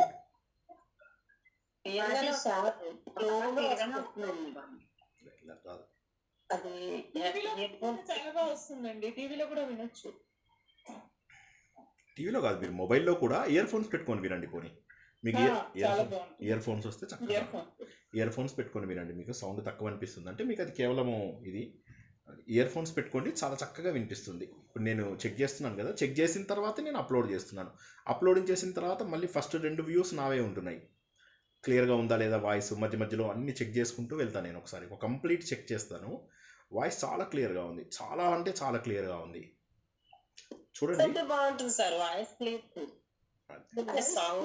అదే సౌండ్. మీరు ఇయర్ ఫోన్స్ పెట్టుకొని వినండి. ఇంట్లో ఒక్కసారి ఎవరైనా కొద్దిగా చెప్పండి. మణి గారు ఏదో మాట్లాడాలనుకుంటున్నాను. ఓకే ఓకే, ఆవిడ ఇందాక మాట్లాడుతున్నప్పుడు మ్యూట్లో పెట్టాను. ఒక్క నిమిషం ఎక్కడుంది ఆవిడ పేరు? రైట్ రైట్, అవునవును. మణి మేడం ఇప్పుడు మాట్లాడచ్చు. మీరు జాయిన్ అయినప్పుడు మీరు అన్మ్యూట్లో ఉండే, అందుకోసం అని చెప్పి చెప్పండి. జాయిన్ అయ్యి మీకు జయకృష్ణ చెప్పగానే అవతల ఎవరు పిలిచారని అలా వెళ్ళిపోయారు. అదే వచ్చేసరికి మీకు అదే అది సౌండ్ వస్తుందని నేను మ్యూట్లో పెట్టాను అనమాట. చెప్పండి. అదే శంభురా ఇందాక ఒక దాని గురించి అడుగుదామని చెప్పేసి శంభు నిధి అవ్యయ చెప్పుకున్నాం మనం. అది నిధిరవ్యయ అన్నదానికి ఆయన భూతములను ఒక నిధిలాగా మనము ఖర్చు చేయకుండా వాడుకోవడం అనేది కూడా కాదు. భూతములు అంటే ఏంటి? ఉన్నటువంటి వస్తువులు, సకల భూతములు. భూతములు అంటే చరాచర వస్తువులకు ఆది అంటే ఏంటి? ముందు ఉన్నవాడు. వీటన్నిటికీ మూలము అని అనుకోవచ్చు, లేక వీటన్నిటికంటే కూడా ముందు పుట్టినటువంటి వాడు కాదు, ఉన్నటువంటి వాడు, వీటన్నిటికంటే కూడా ముందడివాడు అని చెప్పి లెక్క అన్నమాట. అట్లా అది. నిధి అవ్యయ అంటే ఎప్పటికీ తరగని నిధి. ప్రళయకాలం లోపల కూడా మళ్ళీ అందరం మనం ఆయనలోకే వెళ్ళిపోయిన తర్వాత ఏం చేస్తారు? మళ్ళీ అదే రిలీజ్ చేస్తారు. అంతేగాని అదేదో ఖర్చు అయిపోయే వస్తువు కాదు అని చెప్పేసి. అంటే భగవంతుడు ఖర్చు అయిపోయే వస్తువు కాదు, ఎప్పటికీ తరగని నిధి అని ఒక మీనింగు. భూతములన్నిటికంటే కూడా ముందు ఉన్నవాడు అని కూడా ఒక మీనింగ్ వస్తుంది. రెండు వేరు. నేను భూతములు అంటే అలా పంచభూతములు కదా సార్, పరమేశ్వరుడి యొక్క విభూతుల యొక్క నిధి అని కూడా మనం అనుకోవచ్చా అని? కాదు, విభూతి కాదు, ఇది ఉత్తభూతి. భూతకు ఆది అన్నాడు. ఆది అనే దాన్ని ఎక్కడ తీసేస్తాం అప్పుడు మనం? ఆది అనే పదాన్ని తీసేయలేం కదా. ఆది అనే పదాన్ని తీసేస్తే భూత నిధిరవ్యయ అంటే ఓకే, మీరు అన్నదానికి చెప్పదు. కానీ ఆది అంటే భూతములకు ఆది అనేటటువంటిది వదలలేం కదా మనం. భూతములన్నిటికంటే ముందున్నాడు అనేటట్టు వదలలేం. ముందున్నవాడు. కరెక్ట్. జై శ్రీకృష్ణ. మీరు మెల్లగా జాగ్రత్తగా వినండి. ఎంత బ్యూటిఫుల్ ఇవో. నేను చాలా సింపుల్ లాంగ్వేజ్లో just went down to the lowest possible level చాలా చక్కగా చెప్పడానికి ప్రయత్నం చేశాను. చూడండి, నా ప్రయత్నాన్ని సఫలం చేయండి. వీలైనంత సార్లు వినండి. ఇవాళ కూడా పడుకునే ముందు 1-2 సార్లు విని పడుకోండి. చక్కగా పడుకోండి. సండే నాడు బాగా వినండి. రేపు 99.9% క్లాస్ తీసుకుంటాను నేను. 6:30 కల్లా వచ్చేయచ్చు. వస్తే నేను చెప్తాను. మహాభారతమే కాబట్టి ఎక్కువ చూసుకోవాల్సిన అవసరం కూడా లేదు. చెప్తాను. ఇంకేం ప్రశ్నలా?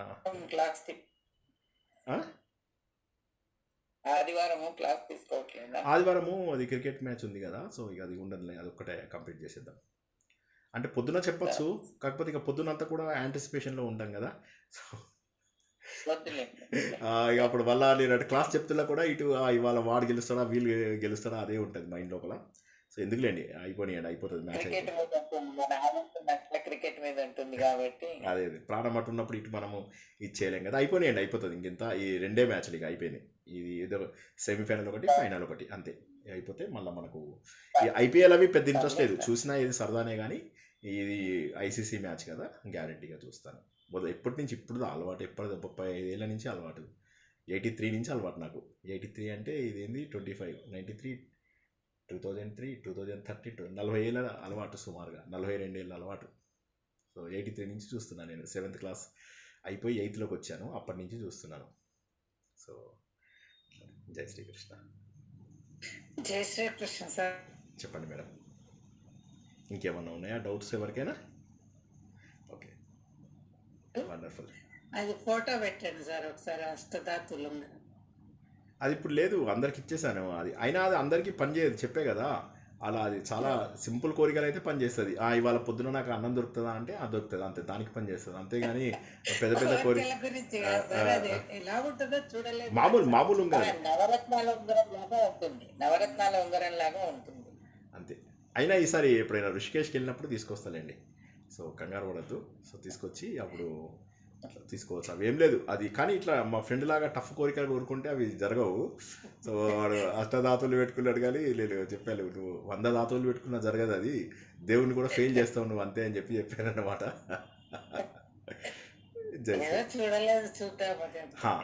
అడుగుతాను, ఎవరి దగ్గర ఉందేమో అడుగుతాను. లేదా మీరు జస్ట్ గూగుల్లో కొట్టినా వస్తుంది అనుకుంటా. అష్టధాతు ఉంగరం అని చెప్పేసి గూగుల్లో కొట్టినా కూడా వస్తుంది అనుకుంటా. చూద్దాం. నా దగ్గర లేదు, అది అయిపోయినాయి నా దగ్గర. అందులో ఇప్పుడు వాడట్లేదు. ఇగో చేతులకు అన్ని ఉంగరాలు తీసేసాను. ప్లెయిన్ ఇది ఒక్కటే మొన్న మయ్యర్ టెంపుల్ లోపల కట్టినటువంటిది. సో అది అవును సార్, ఒక డౌట్. ఈ కుంభమేళన్ అంటే 1 year వరకు ఉంటుందా సార్? వెళ్ళండి, ఏం కాదు, ఎవరు వెళ్ళచ్చు, ఏం కాదు. ఎంతో కొంత 1 year వరకు? 1 year. ఇప్పుడు చూడండి, ఒకటి ఇదంతా నమ్మకంతో దేవుడు ఒక అయిపోయింది, డేట్ అయిపోయింది, నేను వెళ్ళిపోతా అని చెప్పి వెళ్ళిపోడు కదా. వెళ్ళండి, ఏం కాదు, మీకు సమయం ఉన్నప్పుడు వెళ్ళండి. ఇన్నాళ్ళు కుదరలేదు కాబట్టి ఇప్పుడు వెళ్ళండి, మీకు తోచినప్పుడు వెళ్ళండి, ఏం కాదు, వెళ్ళచ్చు. గవర్నమెంట్ కూడా 45 రోజుల నుంచి 70 రోజులకు కూడా చేసిన రోజులు కూడా ఉన్నాయి. ఏం తప్పేం లేదు మనకు. ఇప్పుడు వెళ్ళినా దాని పవిత్రత దానిదే కదండి. అంతే అంతే.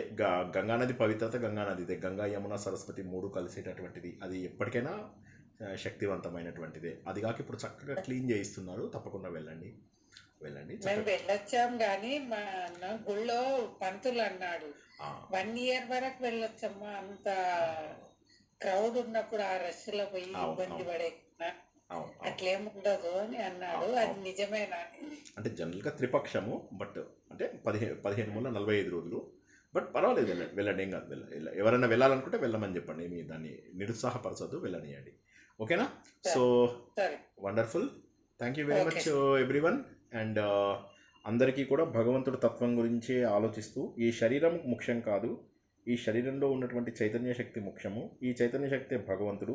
ఈ చైతన్య శక్తికి నా లోపల ఉన్నటువంటి కుండలిని శక్తి తోడైతే అప్పుడు నాకు అసలైనటువంటి నా ఆత్మస్వరూపాన్ని చూడగలుగుతాను. అజ్ఞానం మొత్తం కూడా పటాపంచలవుతుంది.